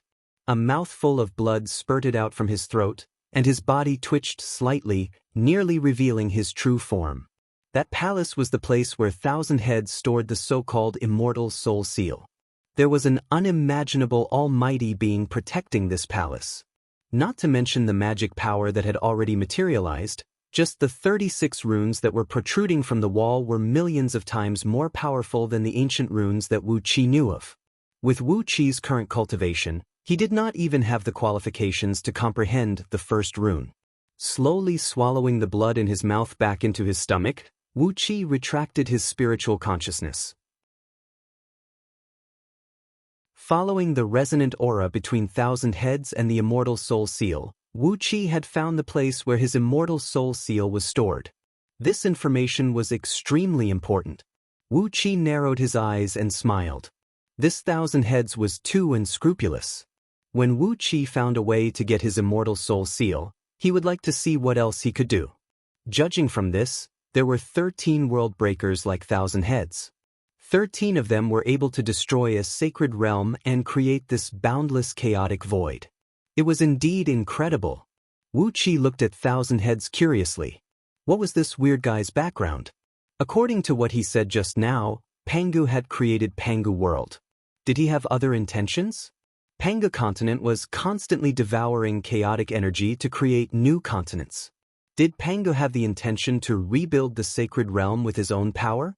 If Pangu succeeded, he would become the so-called supreme expert of the sacred realm. That would be a piece of cake. What a great ambition! Wu Qi could not help but marvel. Pangu, who was sleeping somewhere in Pangu World, was indeed extraordinary. In the void, the 7 Buddhas raised 1,000 arms and turned them into different incantation gestures. As they chanted in a deep voice, they gathered the power of all the believers in the Buddhist realm in their bodies and turned it into a boundless light that gathered in their palms. The 7 Buddhas stood in a straight line with Guarding Heart as their leader. The Buddhas behind them all pressed their arms on the back of the Buddhas in front of them, injecting all the power they had gathered into the body of the one in front of them. A wheel with 99 layers inside and outside slowly emerged behind Buddha Lord Guarding Heart's head. The wheel spun, with the true forms of billions of living beings between heaven and earth running and playing in it, as well as the true forms of countless holy Buddhas. The heart-guarding Buddha chanted the scriptures in a low voice, merging all the power injected by the 6 Buddhas behind him into his body, gradually compressing and transforming it into a terrifying power that almost blew his golden Buddha body into pieces. Wu Qi looked at the 7 Buddhas with a smile on his face. Gathering all the power of 7 Buddhas and releasing it all at once with a Buddhist mystic art, how amazing was this method! Even if Thousand Heads had the immortal soul seal to ensure that he would not really turn into ashes, could his body withstand such a terrible blow? Wu Qi, who had almost taken out his wine and pastries to watch from the sidelines, shook his head. How could ordinary people get to see the full power of the 7 Buddhas? Especially the 6 Buddhist ancestors standing behind the heart-guarding Buddha. After channeling all their energy into the heart-guarding Buddha's body, they sat cross-legged in the void with pale faces. Each of them took out a grand mist treasure artifact to protect themselves. Only Guarding Heart's 1,000 hands rapidly changed into Buddhist incantation gestures, and his chanting became more and more rapid. The 99 layers of wheels behind his head emitted a deep rumble, gradually turning from a shadow of light into a solid object that seemed to be forged from purple gold. Thousand Heads' long hair fluttered behind him as he looked at Guarding Heart and murmured, "If I hadn't been seriously injured when the sacred world collapsed, this power would be nothing. If I hadn't been severely injured and sealed by Panga back then, I wouldn't have taken your power seriously. Damn it, if I had met more prey in the past few days and devoured them, I would have had the power to fight you now." With a cold snort, countless strands of hair transformed into black vipers and stabbed toward Guarding Heart. The 7-layered Buddhist banner emitted a blinding light that shone in all directions, filled with scorching power. Before the black hair could get close to Guarding Heart, Buddha Heart's body was set ablaze and turned into ashes in the blink of an eye. Without caring about anything else, Thousand Heads launched a fierce attack on Guarding Heart with his long hair. Meanwhile, he locked his fingers together and slowly waved them before his body. Thin wisps of black smoke rose from his fingertips and formed a human head-sized, weird spell symbol in front of him. Wu Qi coldly looked at the spell symbol. It was one of the 36 spell symbols he found outside the palace. Thousand Heads cast the spell symbol right in front of him, which gave Wu Qi a chance to learn the function of the spell symbol. Clearly, it was quite strenuous for Thousand Heads to activate the spell symbol. He trembled, and under his white skin, his withered muscles shrunk further. Soon he was almost a bag of bones. Tremblingly waving his arms, a stream of blood spurted out from between his eyebrows and merged into the spell symbol. At the same time, Guarding Heart gave a deep growl. He reached out an arm and carelessly clawed at Thousand Heads as he said in a deep voice, "Thousand Heads, no matter who you are, you can't make any trouble in Pangu world now. You'd better stay here and be suppressed." A beam of golden light shot out from the middle of heart-guarding Buddha's palm and shone on Qian Shou's body. The 99 wheels followed the golden light and flew forward, with the core of the wheel wrapped around the golden light. Along with a deep rumbling sound, the wheels spun and approached Qian Shou. This wheel was a magical treasure found by the 7 Buddhas in the chaos. It didn't have any offensive or defensive power, but it had an extremely strong suppressive power. In the past, the 7 Buddhist patriarchs had relied on the power of the treasure wheel to suppress countless chaos fiend gods who had opposed them, grinding away all their power before completely killing them. Today, the 7 Buddhas joined hands and fully activated the strongest power of the wheel, vowing to suppress Thousand Heads in the boundless chaos. They couldn't let Thousand Heads make any trouble in Pangu world. The 7 Buddhas were about to launch all kinds of plans. They were going to fight for the control of Pangu world against the 9 Daozu. How could they allow Thousand Heads to ruin their plan? If Pangu world was destroyed, the 7 Buddhas themselves would be in danger of dying. All the efforts of their disciples and granddisciples would be wasted. What's worse, the 7 Buddhas weren't Pangu. They didn't have the determination to break the void and create a world of their own. The treasure wheel slowly pressed down on Qianshou. Qianshou raised his head, and his shriveled black lips moved rapidly. Interesting. In fact, you really do have the chance to suppress and seal me again. But I have something good for self-defense. As 1,000 Heads murmured, 9 talismans glowing with purple light floated out of his body. Wu Qi was stunned, and the 7 Buddhas almost cursed out loud. These Tao talismans emitted strong waves of magic power. They were clearly Tao talismans made by the 9 Tao ancestors. Moreover, looking at the purity of the waves of magic power, these Tao talismans were even made with the blood of their lives. The 9 talismans broke, and 9 water tank-sized lotuses appeared around 1,000 Heads. Patriarch Guarding Heart snarled, "I knew it was them who let you out. Otherwise, how could you wake up after being sealed by Pangu?" The advancing speed of the treasure wheel was gradually slowed down because of the 9 lotuses. The treasure wheel emitted thousands of cold beams of light that clashed with the rapidly spinning lotuses. Petals fell down like rain, but new lotus petals kept growing. Although the treasure wheel had the absolute advantage, it would not be able to destroy the 9 lotuses in a short period of time. Just when the wheel and the lotuses reached a delicate balance, 1,000 Heads gently pushed the talisman condensed from black smoke in front of him forward. "Mirror!" Qianshou smiled strangely. The talisman expanded and turned into an extremely thin circular curtain of light. With a light flick, the huge wheel, which had gathered all the power of the 7 Buddhas, flew backward with a whistling sound. With a loud boom, the wheel smashed heavily into Guardian Heart. He howled in pain and his body trembled. In an instant, he reverted to his usual Taoist form. A golden wheel spun rapidly between his brows, and his cultivation base was completely sealed. From a mighty Tao fusing expert, he became an ordinary old man in a Taoist robe. The other 6 Buddhas had just recovered some of their strength. Seeing Guardian Heart being hit by their own wheel, they all screamed as if they had seen a ghost. Daozu grabbed Guardian Heart, and the group transformed into a beam of golden light, breaking through the void and flying toward Pangu World. All of 1,000 Heads' long hair was torn off. His body trembled and his bones cracked. Blood gushed out of his 7 orifices. Laughing strangely, 1,000 Heads murmured, "I told you, you can't seal me today." Before his voice faded, Wu Qi had already changed his face and appeared behind 1,000 Heads like a ghost. 1,000 Heads' expression changed instantly.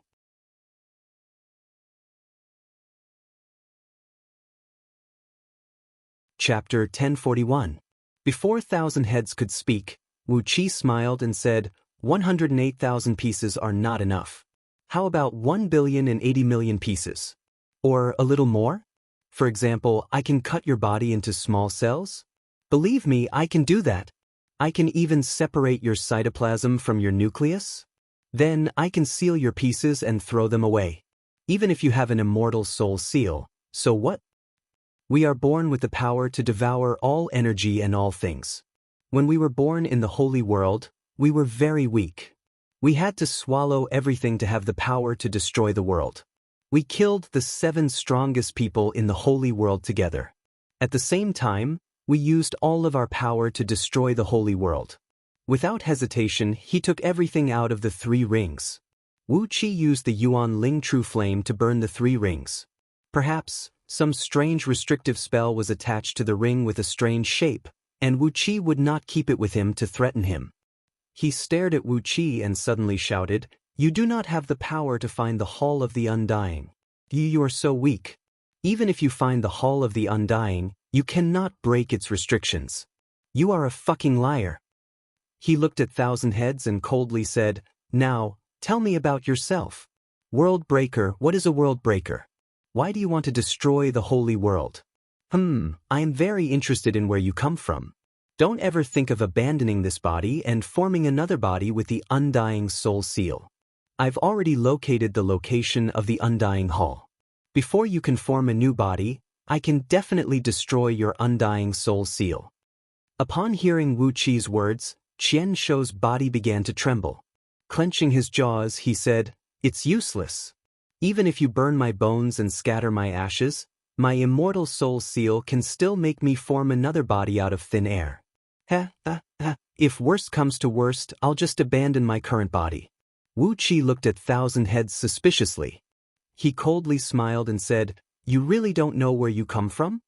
Thousand Heads roared and his long hair shot out, stabbing everywhere in the chaotic space. His long hair was hissing, crazily absorbing the chaotic energy in the surroundings, trying to replenish his body. But Wu Qi laughed strangely again. With a wave of the Xinyuan sword, he cut off Qian Shou's long hair and revealed his bald head. Right in front of Qian Shou, Wu Qi opened the ring with a mystic technique found in Scroll of Stealing that allowed him to open all kinds of storage rings. Then he scanned it with his divine will and whistled frivolously, "Yo? You have a lot of treasures, huh? How many worlds have you plundered? You do have a lot of treasures.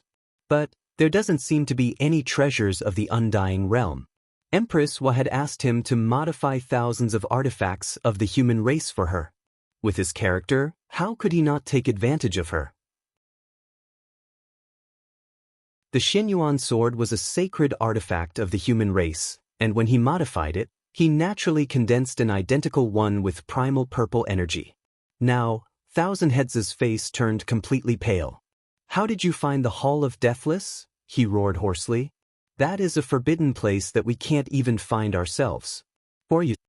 Without enough energy to replenish his body, his broken bones could not be repaired, and he temporarily lost the ability to move. The Hall of Deathless keeps our immortal soul seals. As long as the soul seals are not destroyed, we 13 world breakers are immortal. Before Thousand Heads could think of a way to deal with it, Wu Qi had already cut off his limbs with the Xinyuan sword.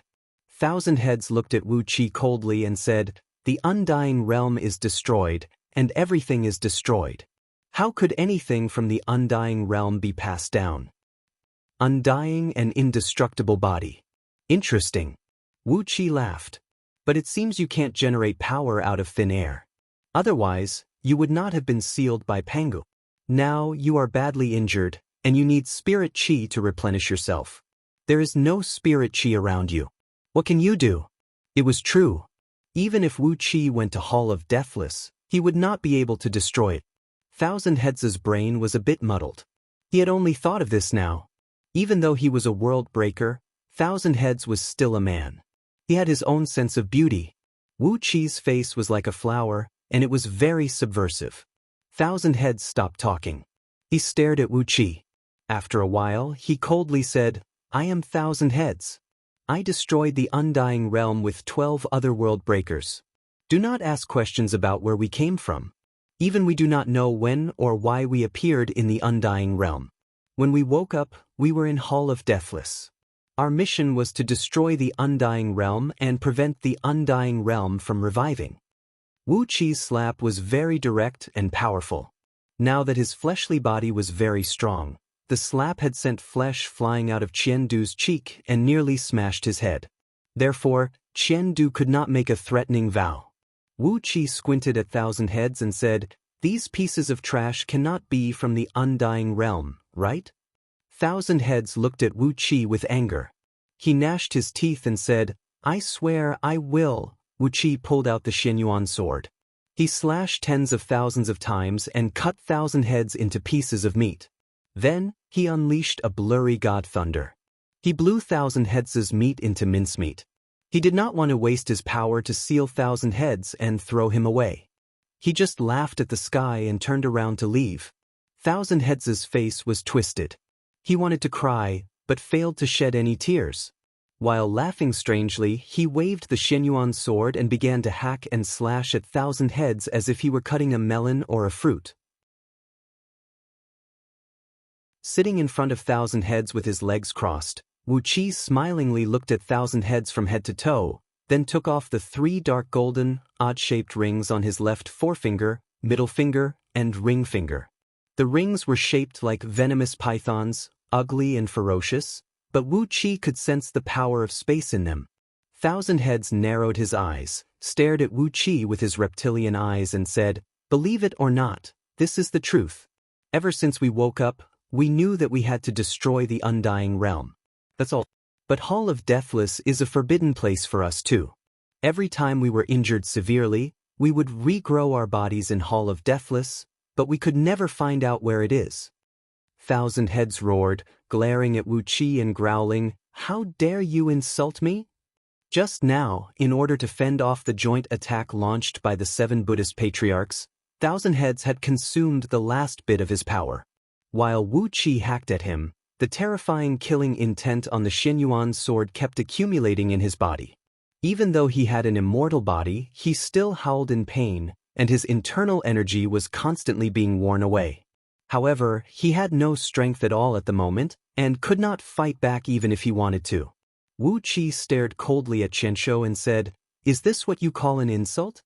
Do you want to try other, more horrible insults?" I. He pretended to be surprised and cried out. Wu Qi smiled and said, "You mean the 13 immortal soul seals stored in that palace? Look, I've found your base. If I go there and destroy your immortal soul seals, can you still come back to life?" The Xinyuan sword struck out and cut off Thousand Heads' lower body. New hair grew on Thousand Heads' scalp, but as he had lost too much of his internal energy, the growth of his hair was very slow. Thousand Heads opened his mouth with great difficulty, trying to devour the surrounding chaotic energy, but Wu Qi pushed the surrounding chaotic energy away with a great force, turning the place into a spherical vacuum with a diameter of 1,000,000 miles. Then, he turned his hand and shot out a Yuan Ling True Flame. The Yuan Ling True Flame that Wu Qi had cultivated from hundreds of innate divine flames was incredibly powerful. Thousand Heads' long hair twisted and struggled in the white flame, letting out shrill howls. After spending the time it took to finish a pot of tea, Qianshou's long hair was refined into a vast, mottled, and bizarre aura. After pondering for a brief moment, he carefully absorbed the aura into his body. Countless pieces of flesh rushed together and slowly reformed into Thousand Heads' head. Thousand Heads sneered and said, "I've destroyed 71 small worlds along the way. If I absorb these things, I can recover a lot of my strength." He snorted coldly, twitched the corner of his mouth, and said, "I've told you everything I know. As for the information about the sacred realm, it's useless to tell you. Someone like you." As he spoke, Thousand Heads' face turned uglier and uglier. After his skillful modification, the killing aura of the Xinyuan sword was 10,000 times stronger than before. With one slash, it could kill almost all the living beings in the world. In terms of lethality alone, it was comparable to a chaotic spirit artifact, or even stronger. Wu Qi's swordsmanship was not bad either. With a swing of the sword, Qianshou's limbs were severed at the same time. But, just like Buddha Garding had cut him at the waist, countless tiny black tendrils sprayed out of his severed limbs, and his broken body was repaired once again. Activating the mystic art of Scroll of Stealing, Wu Qi slowly absorbed the enormous aura. The primal purple energy in his body began to surge violently, as if some subtle changes were happening to it. Wu Qi's eyes grew brighter and brighter. The aura he refined from Thousand Heads' long hair contained some mysterious chaos principles, far more mysterious than the great Tao of Pangu world. Wu Qi's bold attempt had given him a great advantage, and it seemed that the 36 runes were not incomprehensible. Slowly, Wu Qi swung the sword and cut Thousand Heads in half. "You are immortal?" he said with a low laugh. "Very well, I'll cut you into 108,000 pieces, then store each piece in a secret sealed pagoda, and randomly throw these pieces around. Tell me, what are your chances of resurrection?" Nodding slowly, Wu Qi asked, "Did you rob these things after you woke up?" Wu Qi laughed. He put away the Xinyuan sword, walked slowly in front of Qiandu, and winked at him with a smile on his face. However, his current appearance was so ugly that it made people want to vomit. It was a face as beautiful as jade. Even a world breaker like Thousand Heads was stunned by Wu Qi's face, and he almost threw up. Qianshou gasped for air, but there was only the void around him. Even the rays of light from the chaos were blocked by his great divine ability. There was only a complete vacuum around him, a vacuum without a single speck of dust. He couldn't breathe at all. His body trembled violently, like a fish out of the water, but he could not even move. "Talk nicely, or I can't guarantee what kind of treatment you will receive." Wu Qi looked at Thousand Heads coldly and said, "When you are under a low wall, you have to learn to lower your head. Do you understand? If you don't understand, I promise you will."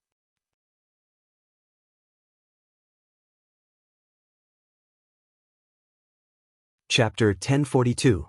Mianhu City, the border between Diyu's western region and the Shizhou dynasty. Surrounded by mountains and rivers, Mianhu City was the base of Yu's Xiong army, as well as the heart of the battlefield between Diyu and the Shizhou dynasty. If the Shizhou dynasty were to break through Mianhu City, the Nine Plains, the largest region in Diyu's western region, would be a piece of flat land. Originally, Diyu had laid out a dozen lines of defense in front of Mianhu City, but under the powerful offensive of the Shizhou dynasty, they had all collapsed. Now, all the pressure was on Mianhu City. If Gao had not led the main force of Yu's Xiong army to Mianhu City more than a year ago, the Shizhou dynasty would have long invaded the western region and directly threatened Yu's Xiong plain. On the city wall, which had been temporarily reinforced with magic, Gao sat on a large chair, his upper body bared, overlooking the Shizhou dynasty soldiers who were attacking the city like a swarm of ants.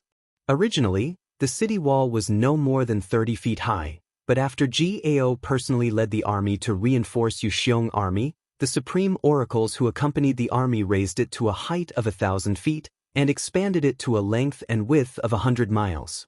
Its thickness was also more than 200 feet, and it was engraved with countless runes, making its defense extremely formidable. On top of that, the Yu's Xiong army, whose most ordinary soldiers were in the realm of Second Panga Heaven, was as powerful as a millstone, slowly grinding all the Shizhou dynasty soldiers who dared to attack the city. Even most of the fiend gods from the outer domains were defeated here. Except for a fiend god who attacked the city a few months ago, no one from the Shizhou dynasty could actually threaten Mianhu City. Even the great devil god who had attacked the city was killed by Yu's Xiong army with the help of the powerful city defense. The great fiend god's head was hanging on the flagpole behind Gao. It was a hideous face, with a few broken horns pointing weakly at the sky. He was a Tao-breaking fiend god, but he was killed by the Yu's Xiong army, which showed how strong the army was. He took a deep breath, and the muscles on his upper body began to wriggle like snakes. His right chest and left shoulder were respectively pierced by a thumb-sized golden arrow. This kind of arrow was a magic arrow specially made by the Shizhou dynasty to deal with the strongest of the human race. The arrow contained a strong psychic power, a power that cursed the soul of the person who was hit by the arrow, never to be reincarnated. To powerful human beings with relatively weak souls, this kind of magic arrow was extremely lethal.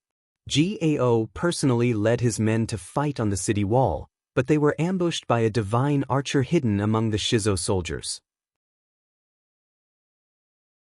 If not for the fact that he had fused with the soul of a divine dragon, which made his soul 1,000,000 times stronger than the ordinary Diyu generals, he would have been killed by now. Even with the protection of the beast souls, Gao was badly wounded. The two magic arrows were very vicious, with wisps of psychic power tightly entangling his flesh. If he tried to pull them with brute force, he would surely pull out large pieces of his flesh, bones, and even internal organs. So, he could only use his own strength to slowly dissolve the psychic power in the arrows and force them out. He breathed out a scorching breath, then performed an incantation gesture with both hands in front of his dantian. Slowly, the incantation gesture changed, and the magic arrows in his flesh were forced out bit by bit. Suddenly, he asked, "What happened in the East Sea? Why did eldest brother die there?" The captains standing around Gao exchanged a glance and shook their heads at the same time. The situation in the East Sea was really complicated, and the will of the Wahuang clan played a huge role in it. Apart from Emperor Haozuan and the few Saint Emperors, no one knew the details. As for Jidai's death, it was because he suddenly attacked Wu Qi and pretended to be the human emperor. It was obvious that Jidai was a man of sacrifice from the Celestial Court or the Buddhist League. This was a scandal to Diyu, so it was covered up. After all, several upheavals had taken place in Diyu, and it was not easy to calm the people down. If the world learned that Jidai was also a spy from the Celestial Court or the Buddhist League, it would be a heavy blow to the reputation and the people of Diyu. The East Sea and the Western region were very far apart, and it would take an ordinary gold immortal hundreds of years to travel from the East Sea to the Western region, even at the fastest speed. Now that Diyu was at war, all the teleportation formations were taken over by Liangzhu's emissaries, and the communication between the Western region and the East Sea was not smooth. On top of that, the higher-ups of Liangzhu had deliberately blocked the news, so Gao had no idea what was happening in the East Sea. Two crisp tinkling noises rang out as the arrows were finally forced out of Gao's body. Then he took a deep breath. Wisps of purple energy rushed out of the wounds, and they healed quickly. King Donghai, Gao murmured with a gloomy face as he looked up at the celestial fiend gods who were attacking dozens of supreme towers. "Don't let me down, King Donghai," he said in a low voice.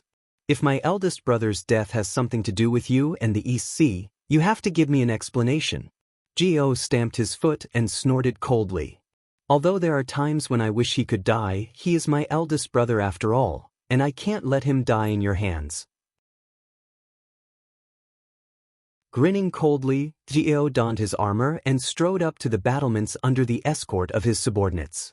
Then he shouted at the Shizo dynasty soldiers who were attacking the city, "What a bunch of useless fools!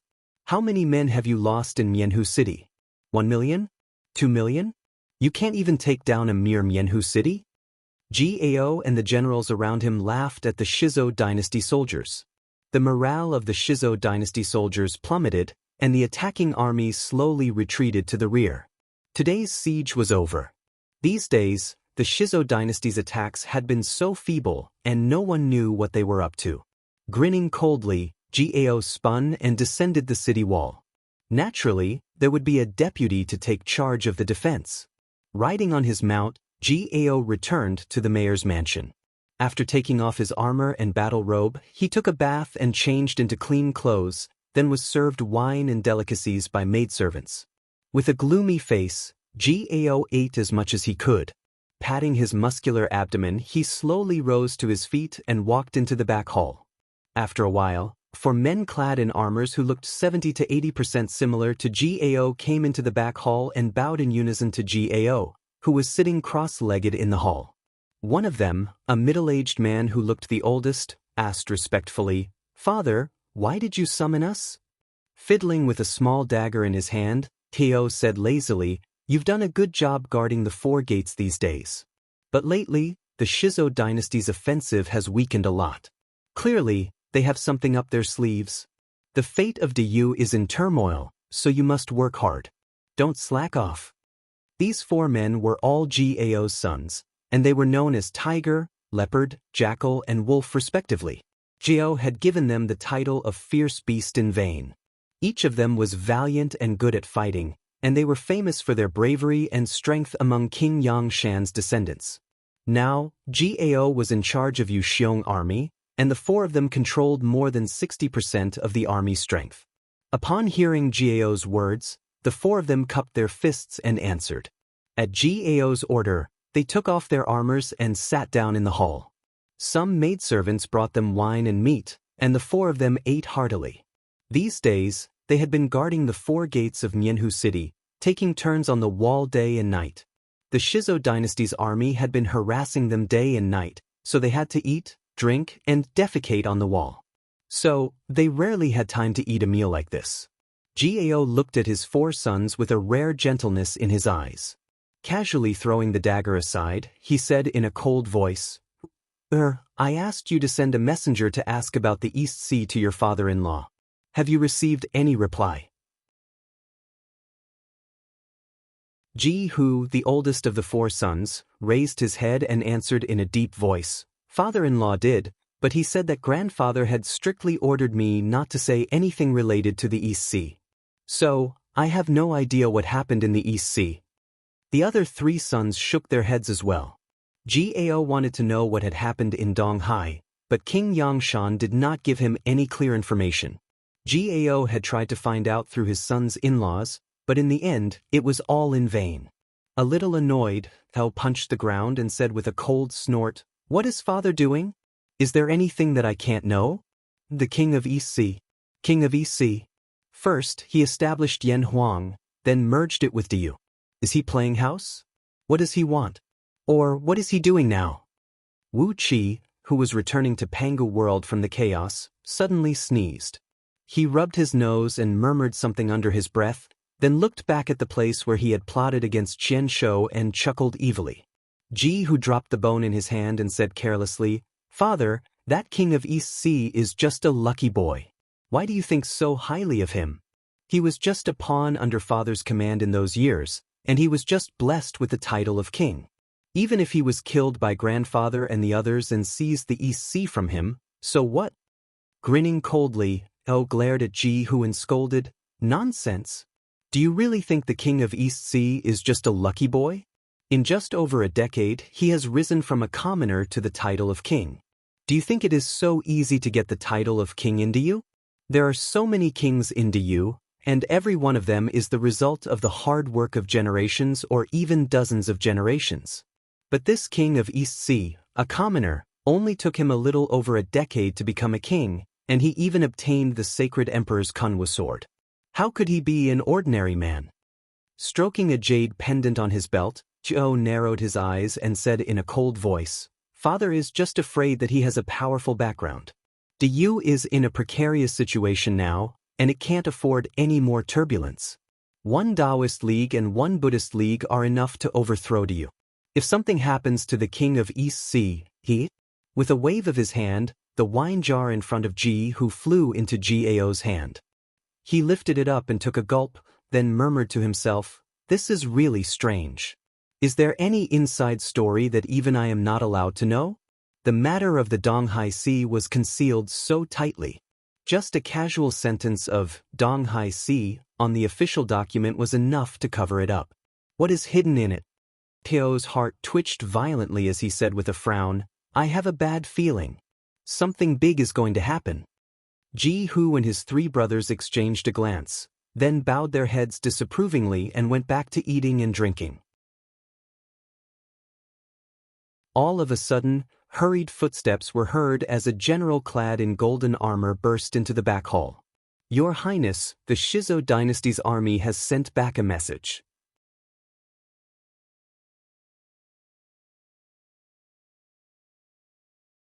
Chapter 1043. The golden-armored general who rushed into the back of the hall was over 5 meters tall, and his entire body reeked of blood. His expression was cold and solemn, and his eyes were as gloomy as those of a wild wolf that had eaten too many corpses. There was not a trace of emotion in his green eyes. Only when he saw Gao did his eyes flicker with a hint of fanaticism. Ji Hu and the other three looked up at the same time, then rose to their feet and bowed to the burly man whose face was covered with countless scars. "Brother Ao." The burly man's name was Gao's adopted son, and he was about 100 years older than Ji Hu and the other three sons. He had followed Gao for more than 300 years, and was the strongest general under his command. Gao was gifted with extraordinary strength, and his skin was as tough as steel, and he was immune to all poisons. When he was 7 years old, he was able to kill a poisonous flood dragon. When he was 13, he won the approval of a descendant of a divine beast, the black tortoise, and fused with its beast soul. Since then, his cultivation base had advanced by leaps and bounds.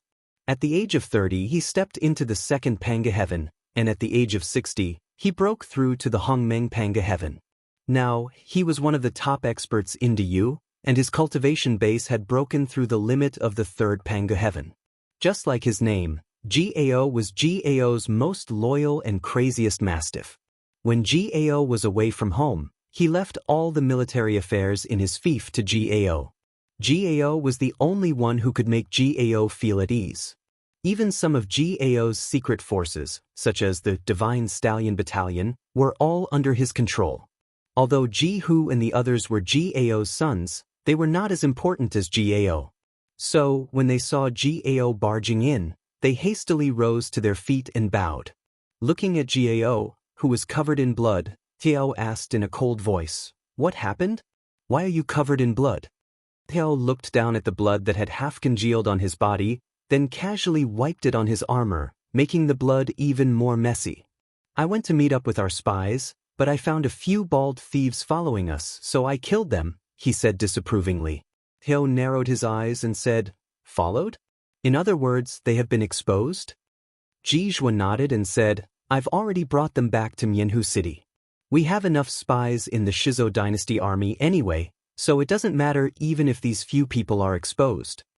After pondering for a moment, Gao asked in a deep voice, Is there any movement from the Shizo Dynasty? Rubbing his scarred face with his blood-stained hand, Jijua grinned and said, I've found the reason why the Shizo Dynasty's army has been so weak these days. No one knows where the 7 old monks of the Buddhist League have gone, but they've all returned to the Spirit Vulture Mountain, severely injured. It's said that the head of the 7 Buddhist League's 7 ancestors, the Guarding Heart Old Monk, has his cultivation sealed by some kind of magical treasure, and now, the other 6 old monks are busy helping him deal with that magical treasure. Hyo's eyes flickered as he chuckled and said, Oh, this was interesting. No wonder those bald donkeys had been half-hearted when they attacked the city recently, and weren't as crazy as they had been in the past. That's a good thing. What else? Gao frowned and said in a deep voice, One more thing, Your Highness, you have to be extra careful in the near future. The Shizo Dynasty has set their eyes on Your Highness. They are plotting against Yu Xiong army. Jihu laughed and said, Plotting? What kind of plotting? Are they planning to wipe out Yu Xiong army? Tao shook his head and said coldly, Not wipe them out, but take control of Yu Xiong army. The rear hall fell into a dead silence. After a full 10 minutes, Gao sighed and said, Take control of Yu Xiong army? What a big appetite. Aren't they afraid of being stuffed to death?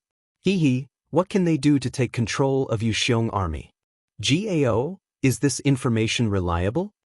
Gao nodded seriously, then told Gao the source of the information. The general of the Shizo Dynasty who besieged Mianhu City was called Jade Flower Bodhisattva Rui, an outstanding disciple of the Joyous Clan. In recent years, the Joyous Clan had suffered a great loss, and even Amitabha Buddha was killed by a great dragon venerable who suddenly appeared in the Great Dragon Mountains. Therefore, Jade Flower Bodhisattva Rui was very likely to take over the position of one of the Buddhas of the Joyous Clan, which made his status even more important. As a disciple of the Joyous Clan, Jade Flower Bodhisattva Rui had the characteristics of a disciple of the Joyous Clan. Although he was away on expeditions, he was accompanied by 300 female disciples, who were in fact his cultivation vessels. Among them, the most favored female disciple was called Suet Fat Goddess, also known as Goddess of the Night, which was a compliment to her skin, which was as smooth and translucent as the finest mutton fat jade, and could even glow at night. These 300 female disciples all kept a large number of gigolos, and among the spies that Gao placed in the Jin Dynasty's army, there were a few handsome young men. They caught the eye of the sheep-fat goddess, and now they were the freshest and most favored gigolos around the sheep-fat goddess. Blessed by Bodhisattva Rui, the mutton-fat goddess was in charge of dealing with the official documents and secret military intelligence of Bodhisattva Rui. Back in her own tent, the mutton-fat goddess couldn't help but talk about some important military affairs with these men, and the top-secret documents she carried with her couldn't escape from the hands of these professional spies, who were sent by Gao. Why is it so messy? Gao could not help but grimace as he listened to Gao's report. In Diu, keeping a woman in the army during a war was a capital offense, and it could even implicate one's own family. As for the fact that the woman he kept was openly keeping a gigolos, Gao was amazed. This Bodhisattva Rui was really open-minded, worthy of being the proud disciple of the Joyous Clan. However, a man like him could make do with being a Buddhist cultivator, but could he really lead an army to war? Jihu and his brothers also grimaced and shook their heads at the same time. Gao flicked his fingers lightly. He no longer doubted the source of the intelligence Gao brought back. Although the source was a little bizarre, with the messy state of the Shizo Dynasty army, anything could happen. But his heart was heavy. Instead of trying to wipe out Yuxiong army, they were trying to take control of it. There was a big difference between the two. In other words, among the higher-ups of Yuxiong army, at least someone at the level of Si Jun was a spy of the Shizo dynasty. Otherwise, how could they take control of Yuxiong army? Gao could figure out the reason why the Shizo dynasty suddenly made such a decision. With the 7 Buddhist patriarchs wounded, it was clear that the Buddhist League was impatient. They wanted to settle the overall situation on Pangu continent as soon as possible and then focus on other things. It was not a small matter to injure the Buddhist patriarchs. If the Buddhist League could really take control of Yuxiong army, Mianhu City would immediately become the bridgehead for the Shizo dynasty to attack Diyu. Beyond Mianhu City was the 9 Great Plains of the western region. Beyond the 9 Great Plains was Yuxiong Plain, which was populated and rich in natural resources. With Yuxiong army as the vanguard, it would be more than enough to sweep across the western frontier and push into Yuxiong Plain. At that time, the Shizo dynasty could form a joint attack against Diyu from the east, south, and west. The eastern frontier of Diyu and the East Sea would hold back the Shizo dynasty's forces, and the southern frontier was also occupied by Great Wu, which had popped up out of nowhere, which prevented the Shizo dynasty from concentrating its full strength. But, if something happened to Yuxiong army in the western frontier, it would immediately become a raging torrent. The Shizo dynasty's base was in the western frontier, and countless Shizo dynasty's troops could rush directly into the hinterland of Diyu and launch the deadliest attack on Diyu. No wonder the Shizo dynasty's attack is so weak these days. It's not only because of the news that the Buddhist patriarchs are wounded, but also because they want to make me lower my guard. Gao laughed and said, "Gao, it's fortunate that we have you, or we would be in a passive position when they launch their attack."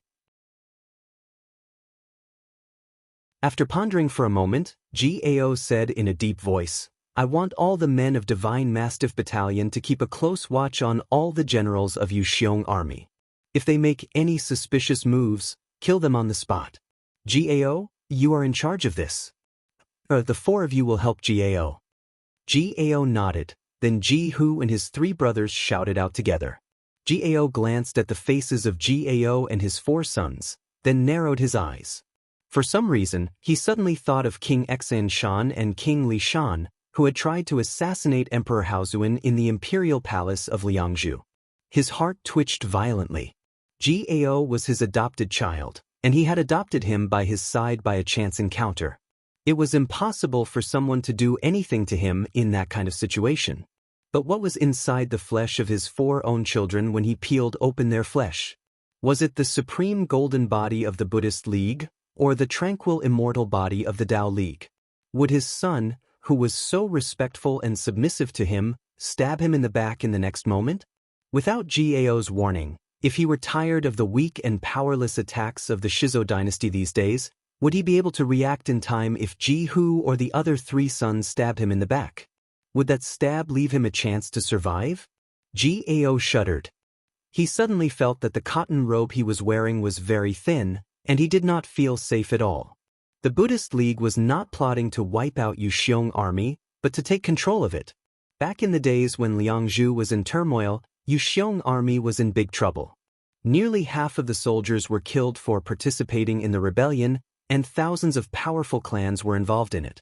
Who could guarantee that there were no Buddhist League or Tao League members hiding in the army now? Who could guarantee that the military minister and the left and right military ministers of the Yuxiong army, the front, the back, the left, the right, and the center of the army, didn't have any surviving members who hadn't been killed back then? Who could guarantee that the generals in charge of the army were loyal to Diyu? Clearing his throat, Zhou gently waved his hand. Tao, Ji-Hu, and the others bowed to him and strode out of the back hall. Gao jumped to his feet at once. With a gloomy face, he paced back and forth in the back hall for a while, then transformed into a plume of dark smoke and came to a hall in the backyard. He entered the palace and casually threw a punch. The fist force whistled and blasted at an ancient bronze mirror floating in the middle of the palace. A pale green light poured out of the mirror, and before long, King Yangshan's image appeared in it. Gao, what's the urgent matter that requires you to use this secret artifact? King Yangshan looked in surprise at Gao, whose face was unsightly. Gao told King Yangshan about the military intelligence Gao had just received, and then told King Yangshan about his biggest worry. King Yangshan's face flickered as he remembered Ji Dai, who had been ordered by the human emperor to kill Wu Qi. "What do you want?" King Yangshan's face turned livid. "What's going on in the East Sea? If possible, I want the King of East Sea to help me." With a wry smile, Gao looked at his father in the mirror and said, "Compared with my own son, I'd rather believe in the King of East Sea." King Yangshan could not help but smile bitterly.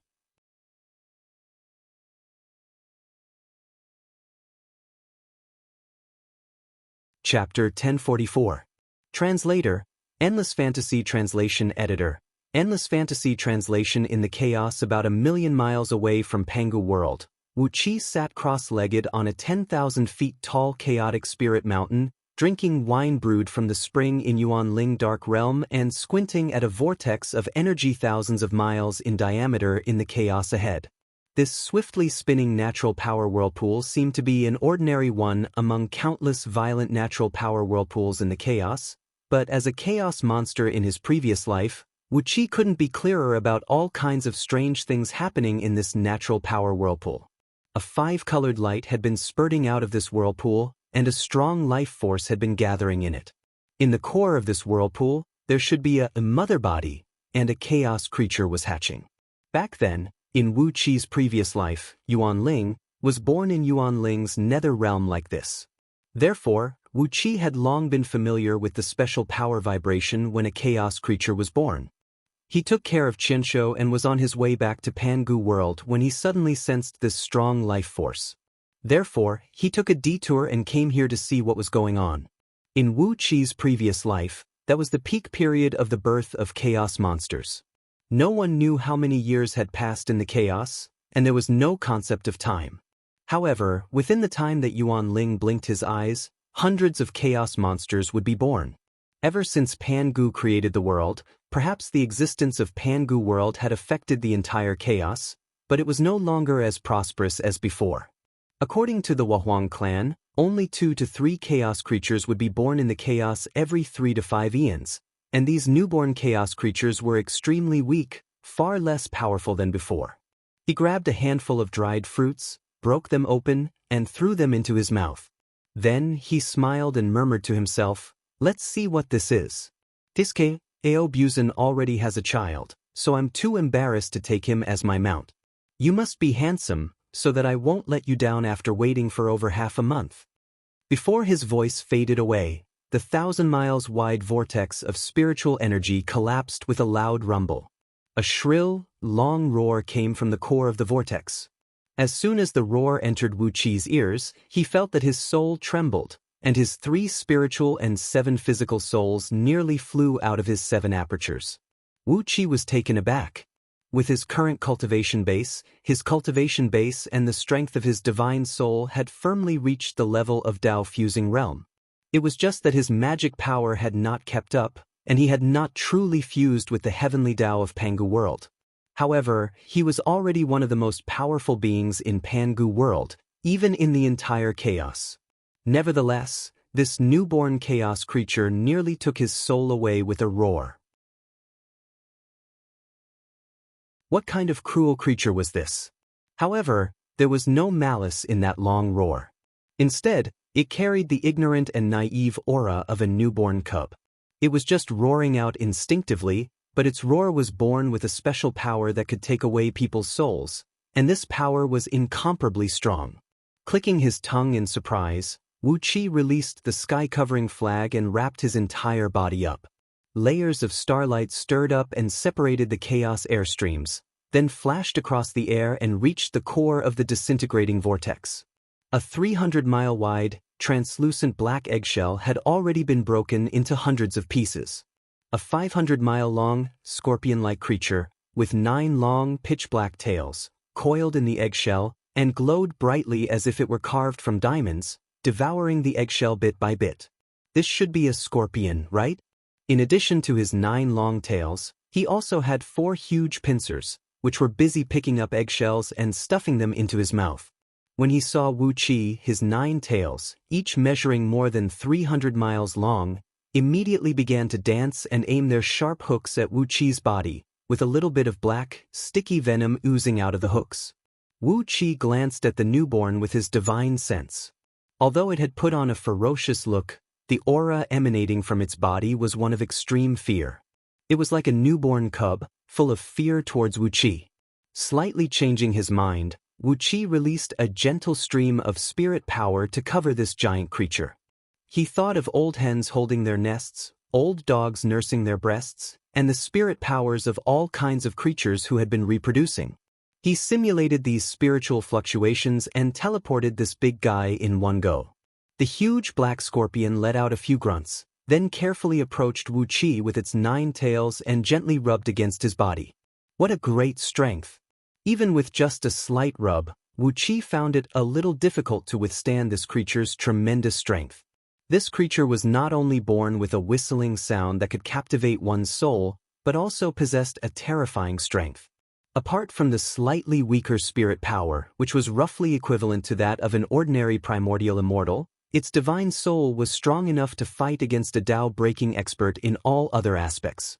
Even Yuan Ling in Wu Qi's previous life was not as strong as this creature, who possessed such a strength at birth. In just a few bites, it had eaten up all its eggshell, which was dripping with water and a little soft, but had quickly become extremely strong. He happily waved his 4 huge pincers and 9 long tails, stirring up a large number of afterimages in the void and shattering dozens of large chaotic stars in the vicinity. Complacently, the giant creature came before Wu Qi, reached out its pincers, and gave Wu Qi a friendly slap. Then, it smashed Wu Qi with its pincers. Even though he was protected by the heaven-veiling flag of chaos, Wu Qi was still thrown hundreds of miles away. This creature was too big and too strong. Rolling his eyes, Wu Qi smilingly took out a few spirit herbs that could nourish one's energy and strengthen one's fleshly body, then held them in his palm and said, "Little fellow, do you want these good things? If you do, you'll have to shrink your body and follow me. Follow me, and I'll guarantee you good wine and meat." The big fellow was taken aback.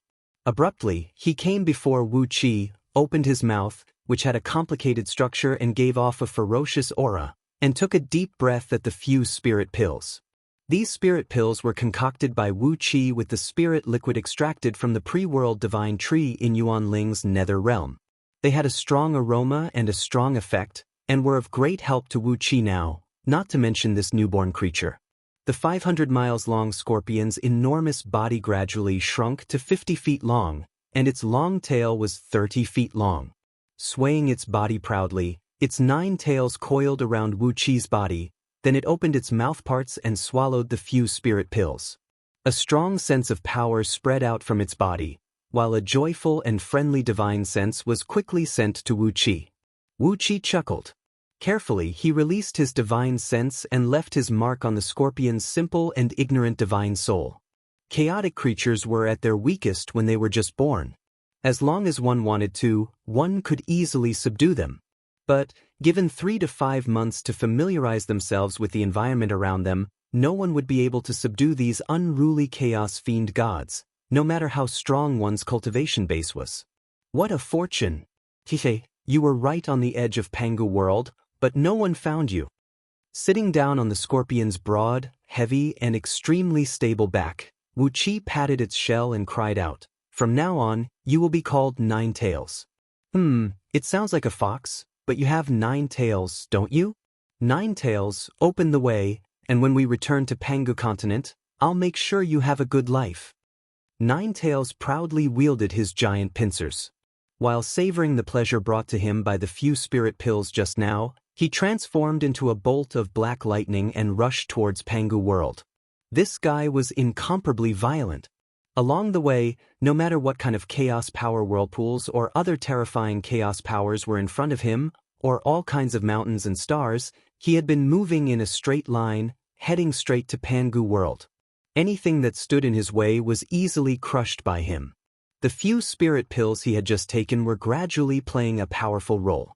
His translucent body gradually became thicker and thicker, and the aura emanating from his body became more and more solid. His color changed from light black to darker and darker, but his body remained translucent. Rushing into Panga world in such a domineering manner, Ninetails raised his giant pincers and roared towards the sky. A group of chaos fiend gods appeared out of nowhere. With a roar from Ninetails, thousands of fiend gods were scared out of their wits. Ninetails excitedly pounced on this group of strange-looking fiend gods, raised her big pincers and stuffed them into her mouth. Predator! The corner of Wu Qi's eye twitched violently. He could not believe that Ninetails was a chaos fiend god known for his ferocity and brutality. Even among chaos fiend gods, he was notorious. This time, he had struck it rich. While he was happily enjoying Ninetails devouring the bodies of those unlucky chaos fiend gods, a jade ring in Wu Qi's sleeve suddenly vibrated violently. After a moment of hesitation, Wu Qi took out the jade ring carved with the image of a tiger treading on 1,000 mountains. This jade ring was given to him by King Yangshan when he first met him, allowing him to contact King Yangshan at any time. With Wu Qi's identity and status at that time, it was undoubtedly an honor to be able to contact King Yangshan's jade ring at any time, a privilege given to him by King Yangshan. But all this time, Wu Qi had relied on his own strength and adaptability, and had never used this jade ring. Later, the world changed too fast, and King Yangshan suddenly stood on the opposite side of Wu Qi, so he never looked for King Yangshan again. But now, it was King Yangshan who was looking for Wu Qi. After a moment of silence, Wu Qi pointed his finger at the jade ring. A plume of thick smoke rose from the jade ring, and King Yangshan's figure appeared in the smoke. King of East Sea. King Yangshan's face was very haggard. He looked at Wu Qi and said in a deep voice, "I've been waiting for you for a month." Wu Qi smiled bitterly. A month?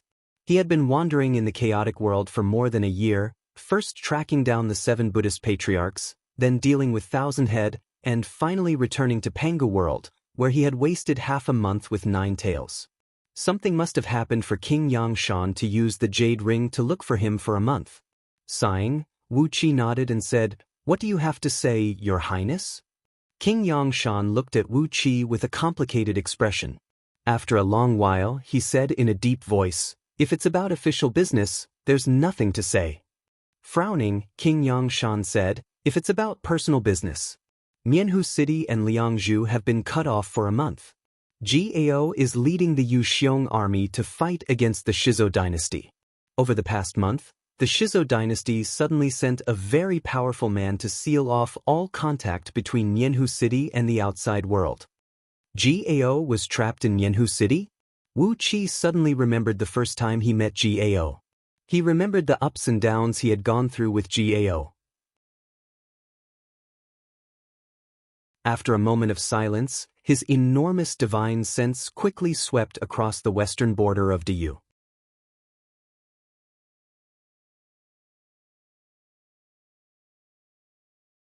Chapter 1045. While Wu Qi was rushing back to Panga world, great changes had taken place in Panga world. The core experts of Dao League took action at the same time and wiped out all the fiend celestials in the 33 heavens in just 3 to 5 days. Almost all the core experts of the 33 heavens, such as the sect leaders of the 33 heavens, had a supreme treasure of primordial with them, and their true disciples each had a spiritual treasure of chaos.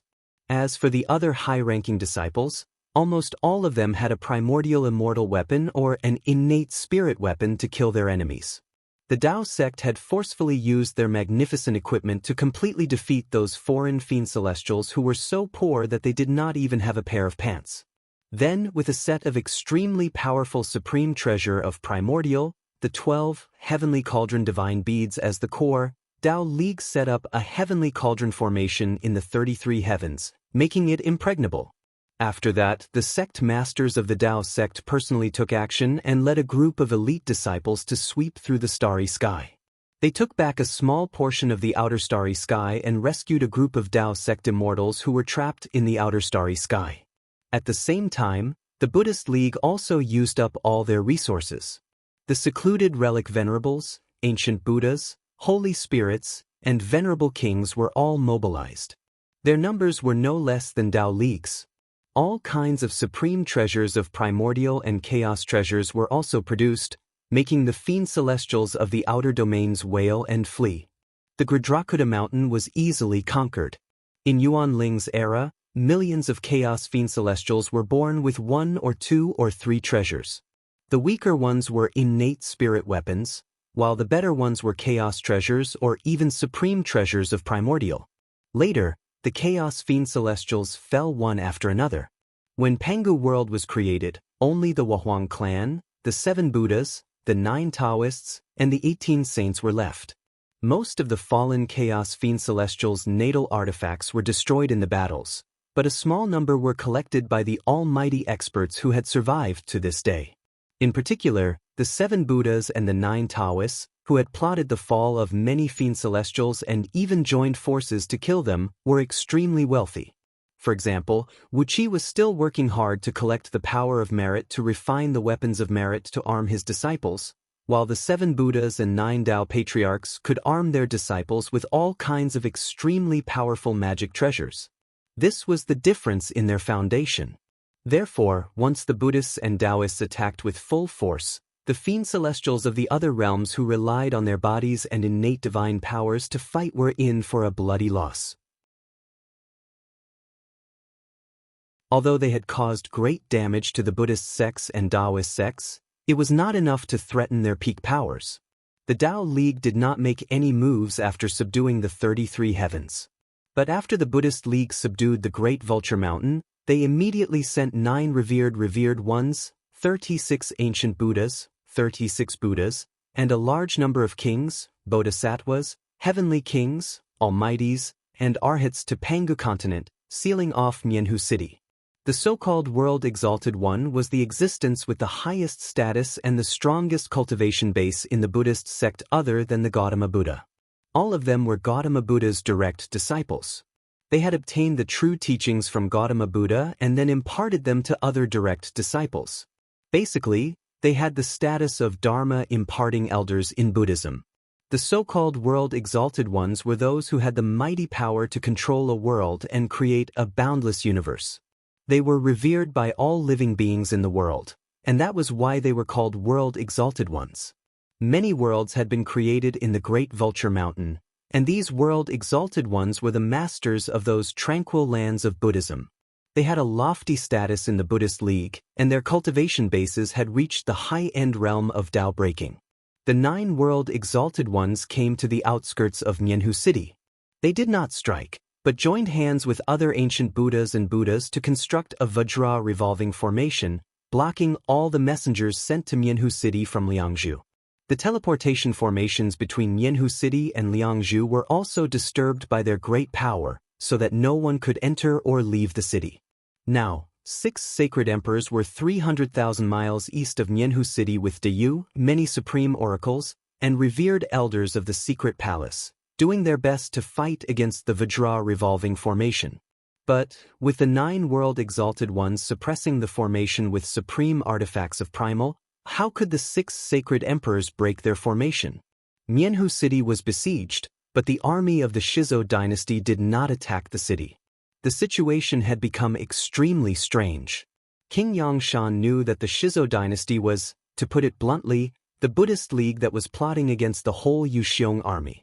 If those soldiers of Yuxiong army, whose cultivation bases were at least in the realm of Second Pangu Heaven, submitted to the Buddhist League, the enormous power of faith they would provide to the Buddhist League would be an extremely terrifying thing.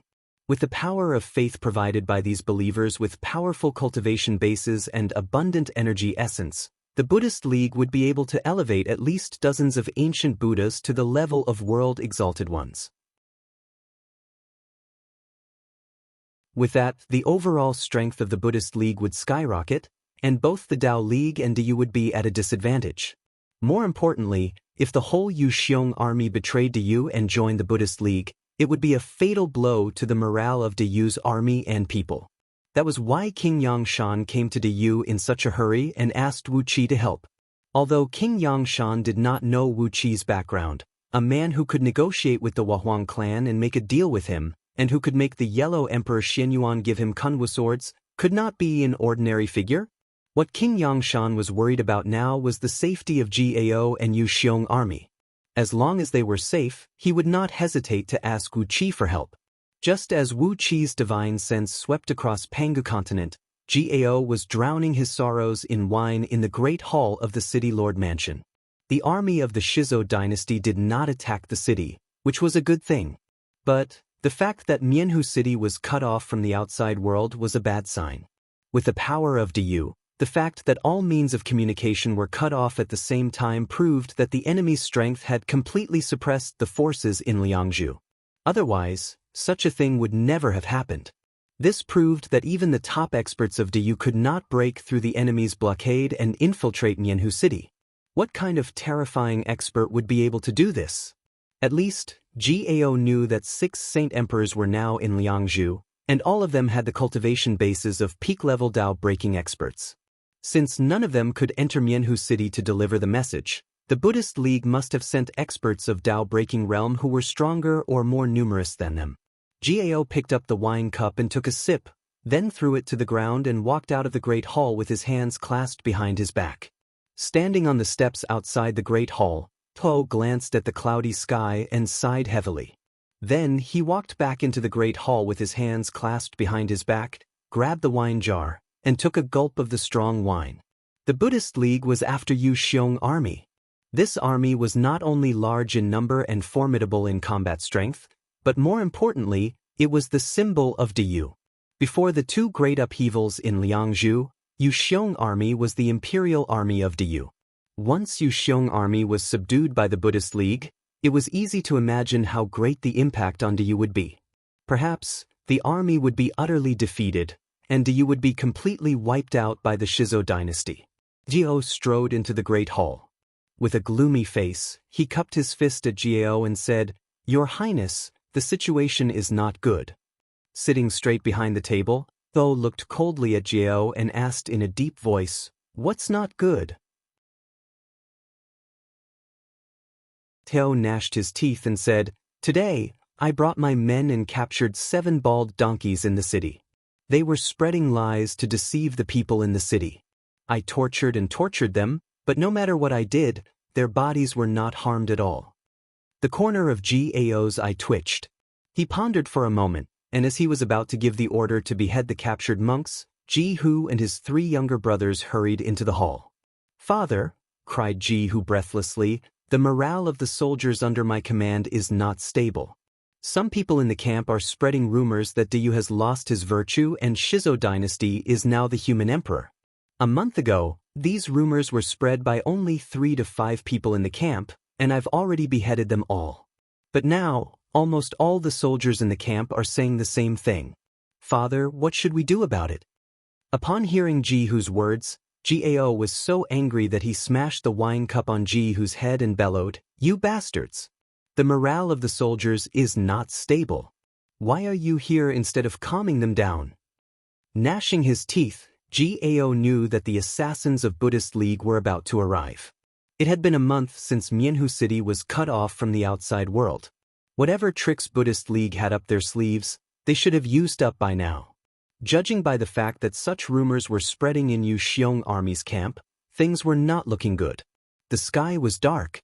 Dozens of huge candles as thick as an arm were lit in the hall, glinting brightly. Shadows could be seen jumping violently on the walls of the hall. Teo looked coldly at his 4 sons and asked, "Why are you here instead of calming the morale of the soldiers?" Ji Hu and the others exchanged a glance, then suddenly dropped to their knees at the same time. "Father," said Ji Bao in a deep voice, "the communication between Liangzhu and Mianhu City has been cut off for a month, which shows that Liangzhu is powerless. Father, please." With a flash, Gao came in front of Gao. "What nonsense are you talking about?" He snapped at Ji Hu and the others who were kneeling on the ground. Ji Hu looked up at Gao and sneered, "We'll discuss it with Father ourselves. What right do you, a bastard, have to speak here?" Ji Hu rose to his feet, ignoring Gao, who was standing in front of him, and said in a cold voice, "Father, the Buddhist League must subdue Yu Xiong army. Every soldier in Yuxiong army has the cultivation base of second Panga heaven. Although their divine power is weak, their strength is amazing. As long as they give up the cultivation techniques of the human race and cultivate the divine power of the Buddhist League, within 3 to 5 years, they will become an invincible army of golden bodhisattvas. You! Gao glared at Ji Hu and snapped through clenched teeth. Are you born bald donkeys of the Buddhist League, or did you only submit to the Buddhist League after birth? Ji Hu and Ji Bao laughed at the same time. Since your highness has asked, I, Monk Jingyi, offer my greetings, said Ji Hu in a deep voice. I am Monk Jing Yuan, said Ji Bao with a smile. Ji Chao and Ji Lang laughed as well. They took a step forward and stood beside Ji Hu and Ji Bao, then suddenly struck out at the same time. Ji Hu and Ji Bao had their full attention on Gao, so they didn't manage to react in time and their heads were chopped off by Gao's axe. Ji Chao and Ji Lang sneered and threw out a talisman, crushing Ji Hu and Ji Bao's heads into pieces. Gao's 4 sons were fighting among themselves, and in just a blink of an eye, 2 of them had died. Gao and Gao were stunned.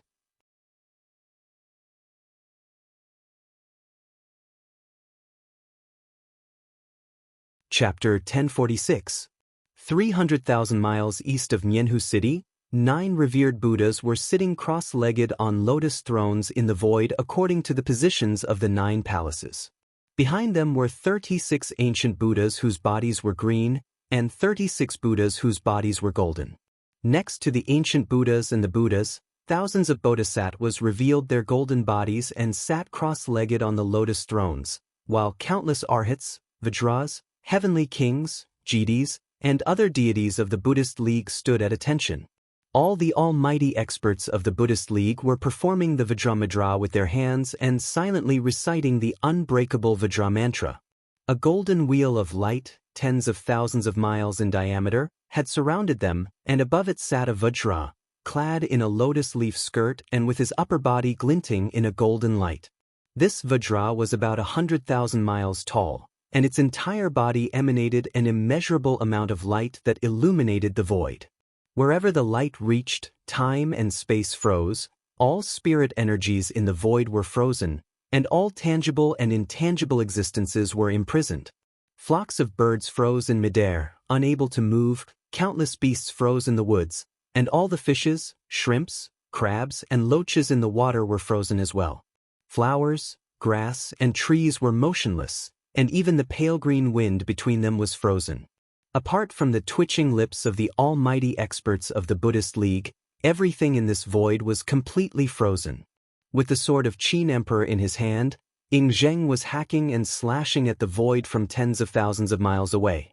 Every time he swung his sword, a magnificent black dragon-shaped energy would come whistling out. The invincible sword Qi whizzed over. Once it fell into this part of the void, it suddenly shattered and disintegrated without any warning.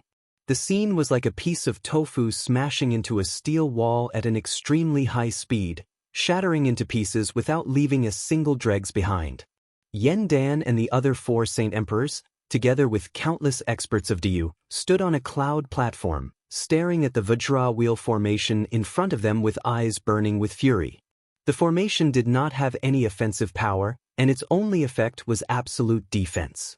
It was based on the indestructibility of the Buddhist League and combined the tremendous willpower of the 9 reincarnations, 36 ancient Buddhas, 36 Buddhas, countless bodhisattvas, arhats, and other Buddhist deities, together with the countless believers in their Buddhist kingdoms, and transformed it into the power of Vajra to seal the void with a mystic art of the Buddhist League. The defense of the formation could even withstand the attack of a Tao-fusing expert, and once it was completed, almost no one in the world could break it. Not only that, but it also used a supreme treasure of primal, Vajramuni, could also form the core of the formation, but it also doubled its defense.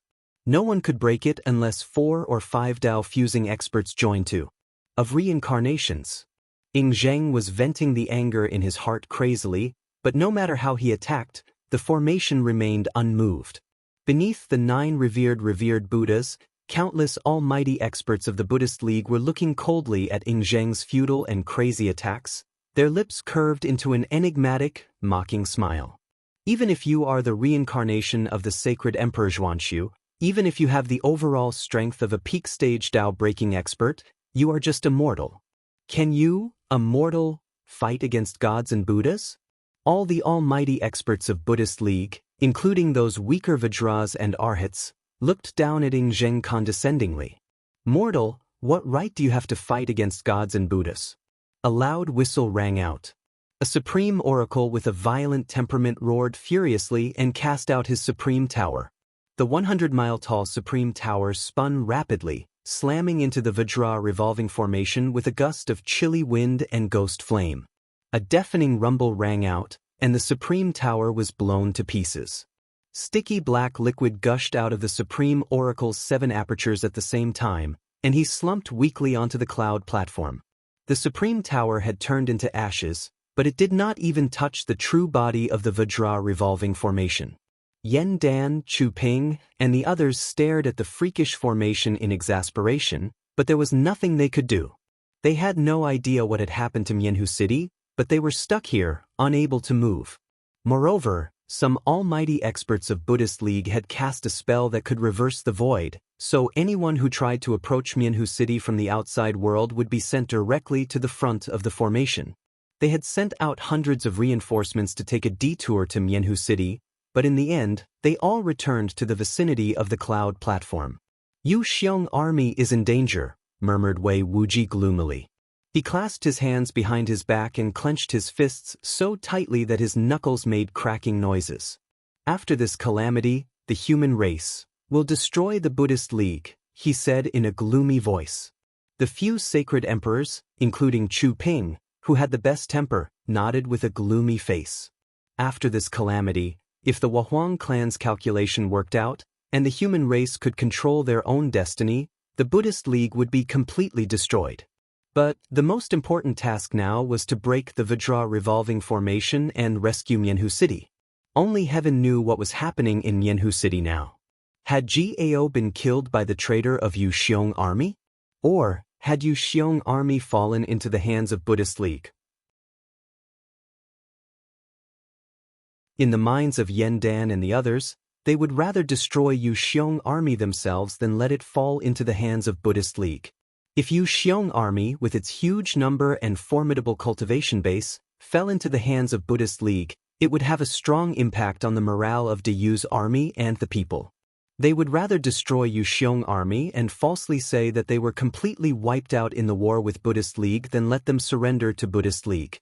If we still can't break this formation in 3 days, I will destroy the area 1 million miles around Mianhu City, and let all the bald donkeys in that area be buried with Yu Xiong army, said Yen Dan, gritting his teeth and grinning coldly as he slowly clasped his hands behind his back and said, they should never have come to Pangu continent. Now that they are here, they should be prepared to die. Ing Zheng, who was hacking wildly with his sword, put away the sword of Qin Emperor and flew back to the cloud platform. He snorted coldly and said, we should strike now. Wipe out all the living beings within 1 million miles around Mianhu City. Or wipe out all the living beings in the entire territory of Shizhou dynasty at the same time. Even if there are some casualties, isn't the strongest function of the human race to have babies? The 5 saint emperors gave Ing Zheng a look, their eyes flickering at the same time. If we really want to use that method, we'll just have to wait for a few more leaders of Buddhist League and Tao League to come here, said Tianwen in a gloomy voice. If only 3 to 5 people from Buddhist League and Daozu can come to Pangu continent. We can't wipe them out, but we'll have to suppress them as well. While the saint emperors were venting their anger, the void next to them suddenly swirled, and a black 9-tailed scorpion, about 1,000 feet long and bearing its fangs and brandishing its claws, appeared in a sorry state near the cloud platform. Wu Qi lay sprawled on the back of the huge black scorpion, cursing words like, bald donkeys. Yen Dan and the others were taken aback, and then they were overjoyed. The Buddhist League had deployed a void-reversing formation around Mianhu City, which would not prevent the intrusion of divine sense.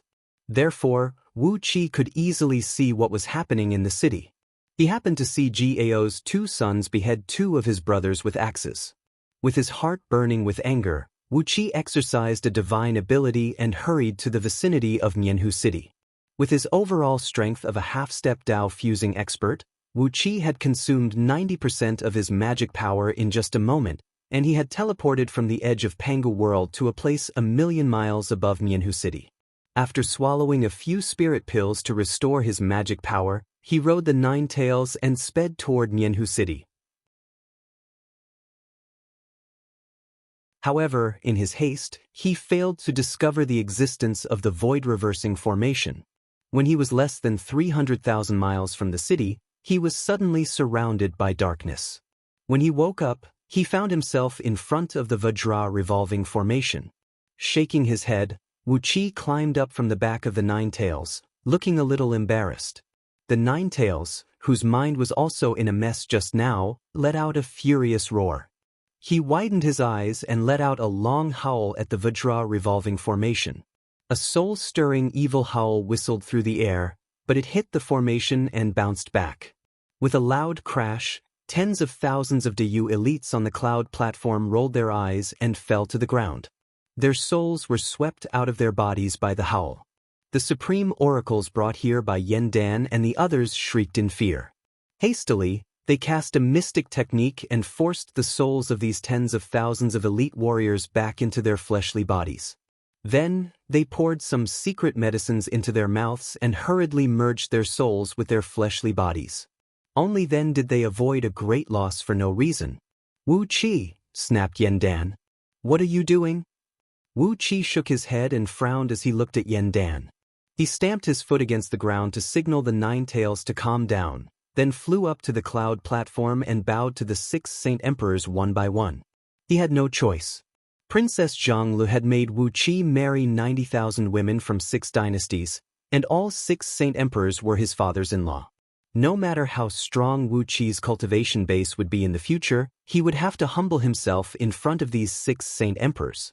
After a quick conversation, Wu Qi understood what had happened, and he could not help but feel conflicted. The Vajra revolving formation was almost a cheat-like formation. Among all the great formations of Buddhist League, the Vajra revolving formation required the most manpower, and its power was the most monotonous. When 9 peak-level Dao breaking experts put aside their skin and focused on defense, it was a real headache. Even though Wu Qi had obtained the blueprint of the Vajra revolving formation from Buddha Futu, he could do nothing about it. It could even be said that the Vajra revolving formation was a rare, flawless formation in Pangu World. It did not use any technique or change. All the power in the formation was gathered for defense. It was simple and pure, which made it very difficult to deal with. Especially when the formation core was guarded by a supreme treasure of primal like Vajramuni, it made the formation even more invulnerable. With a gloomy face, Wu Qi told the 6 Saint Emperors what he had seen with his divine sense, which made their faces turn even more unsightly. Although they did not know what had happened to Gao's son, now that 2 heads had been chopped off, would Gao's head be the next one to be chopped off? Damn baldies! Ing Zheng's eyes turned a horrible blood-red color. Grinning hideously, he said, "Let's do it. No matter how heavy the casualties are, let's kill these bald donkeys first." He. With a flip of his palm, a fist-sized, pitch-black pearl appeared in Ing Zheng's palm. It emanated a suffocating aura that made Wu Qi's heart twitch and made him break out in a cold sweat. It was as if death was right before his eyes. Wu Qi gave Ing Zheng a look with difficulty. His instinct told him that the pearl had the power to severely wound a Dao fusing expert. What the hell was this thing?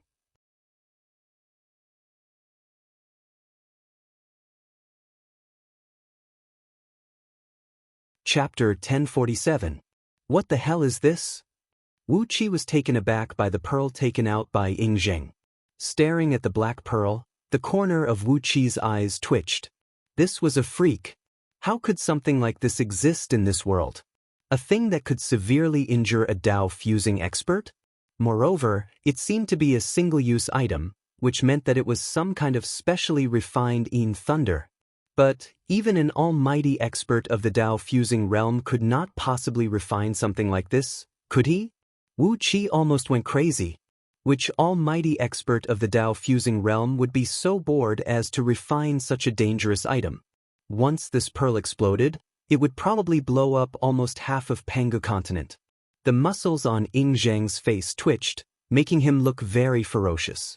Standing next to him, Yen Dan drew a rune and sealed off the energy ripples emanating from the pearl.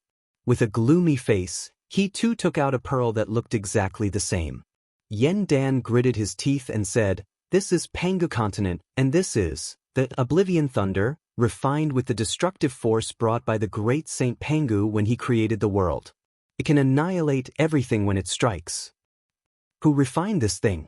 Wu Qi was really going crazy. This thing was too dangerous. Wu Qi instinctively sensed that if he was accidentally struck by this thing, he would definitely be blown to pieces and his soul would vanish. Even if he protected himself with a supreme artifact of primal, he might not be able to withstand the power of this Oblivion Thunder. This was simply a cheating device that shouldn't exist in this world. Someone collected the destructive force brought by the great Saint Pangu when he created the world and refined it into the prototype of the Oblivion Thunder. Then, Her Majesty used the myriad spirit cauldron to remove 90% of its violent aura.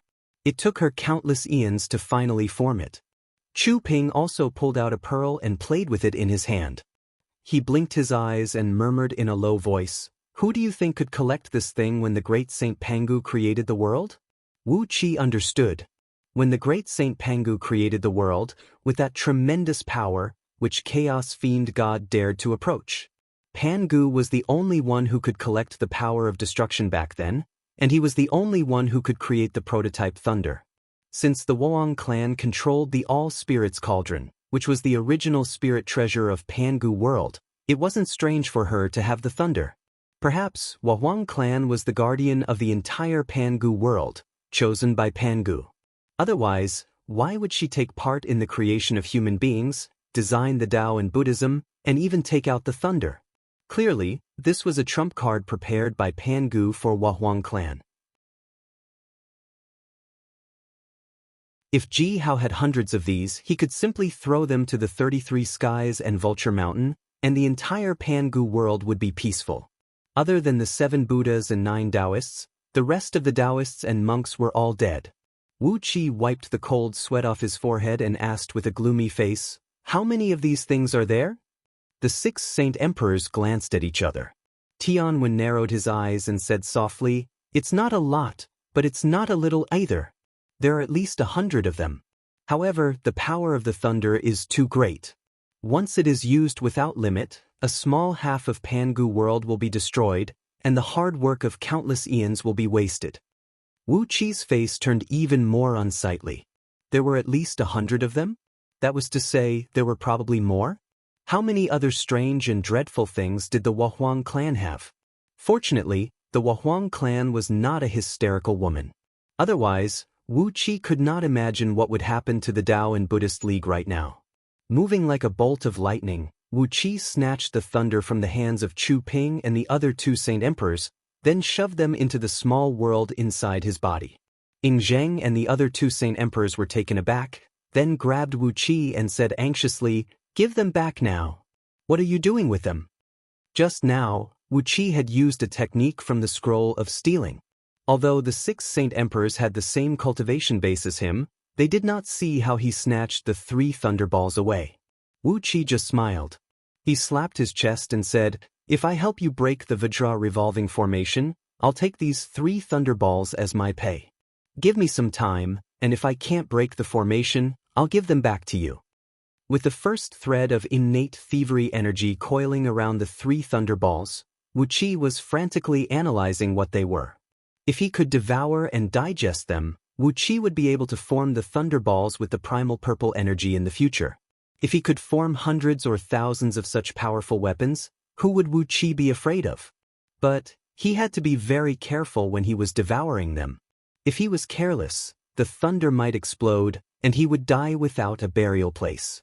Ying Zheng and the other Saint Emperors who grabbed Wu Qi were stunned, then said in unison, "A gentleman's word." Clapping his hands, Wu Qi laughed and said, "Don't worry, I'm a man of my word. Don't worry, I'm still trustworthy. Give me some time. If I can't break the Vajra revolving formation, I'll immediately return the 3 submerged thunders to you." Ing Zheng and the other 2 Saint Emperors immediately loosened their grip and cried out in a deep voice, "Be quick! We don't know what has happened in Yanhu City." Narrowing his eyes, Wu Qi flew out of the cloud platform and gave a loud whistle, summoning Ninetails, who was baring his teeth in midair and charging fiercely at the Vajra revolving formation. Sitting cross-legged on the back of Ninetails, the man and the beast slowly flew toward the Vajra revolving formation. Dark Een Celestial Tower flew up from the top of Wu Qi's head. A vast amount of starlight swirled down and turned into a huge starlight vortex that covered an area of 1,000 miles. Within this area, Wu Qi sped up the flow of time 1,000,000 times with all his might, but he had no other choice. He had no choice but to speed up, for he did not have enough time to break the formation. He had to do it as soon as possible, so that he could save Gao. After all, they were friends. Wu Qi could sit back and watch Gao be sacrificed on the battlefield, but he should never die in the hands of his own son. Whether it was the Buddhist League or the Tao League, it was too despicable for them to kill Gao's son. As the starlight vortex slowly approached the Vajra revolving formation, countless almighty experts of the Buddhist League turned to look at Wu Qi at the same time. The 9 revered Buddhas laughed at the same time.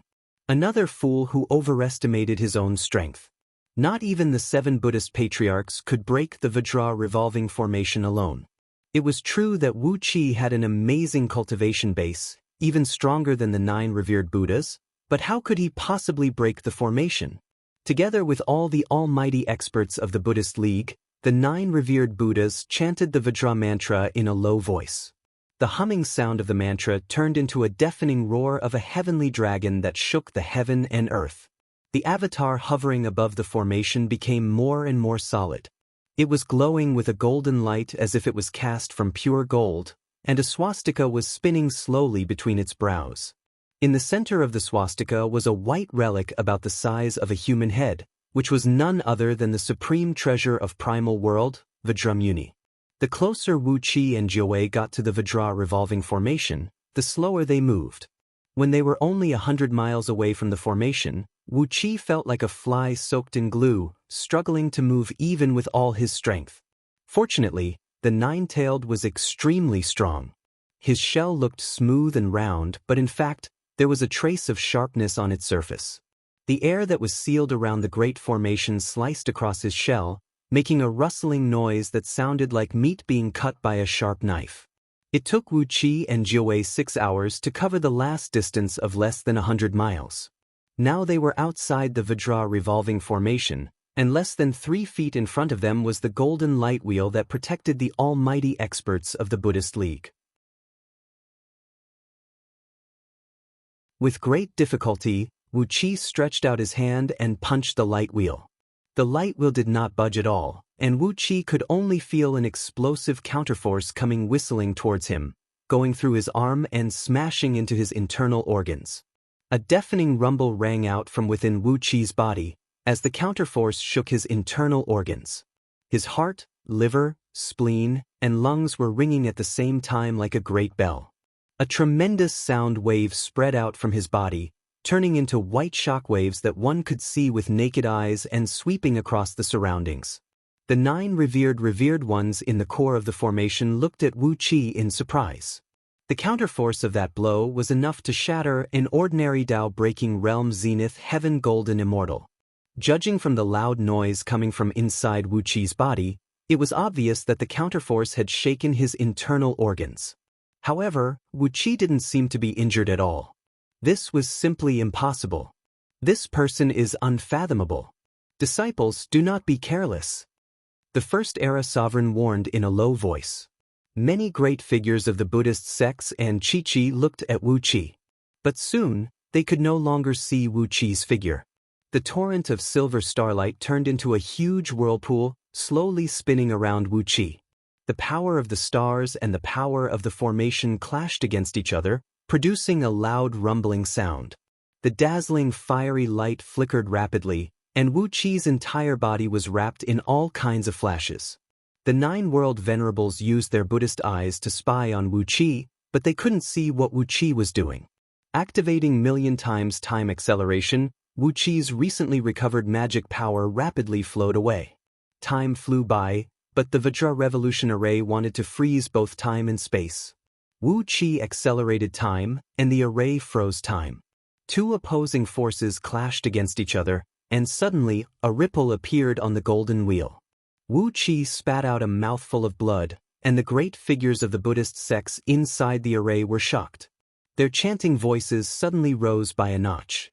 Shaking the Vajra revolving formation with the strength of a single person was something that had happened before, but that was only when a few Buddhist ancestors were practicing the formation. The 9 world venerables chanted the name of Buddha in unison, and the power of the array immediately rose by 30%. Time acceleration, time freezing. Wu Qi could make time flow a million times faster, but at this moment, the speed of time within 1,000 miles around him was decreasing rapidly. 1,000,000 times, 900,000 times, 800,000 times. In just a short quarter of an hour in the outside world, the speed of time within 1,000 miles around Wu Qi had decreased to less than 1,000 times. Wu Qi pressed both of his hands on the Vajra Revolution Array, transforming the small amount of grand mist purple energy in his body into the first strand of innate thieving energy, which kept seeping into the golden wheel. Wherever his hands touched the wheel, the golden wheel vibrated violently.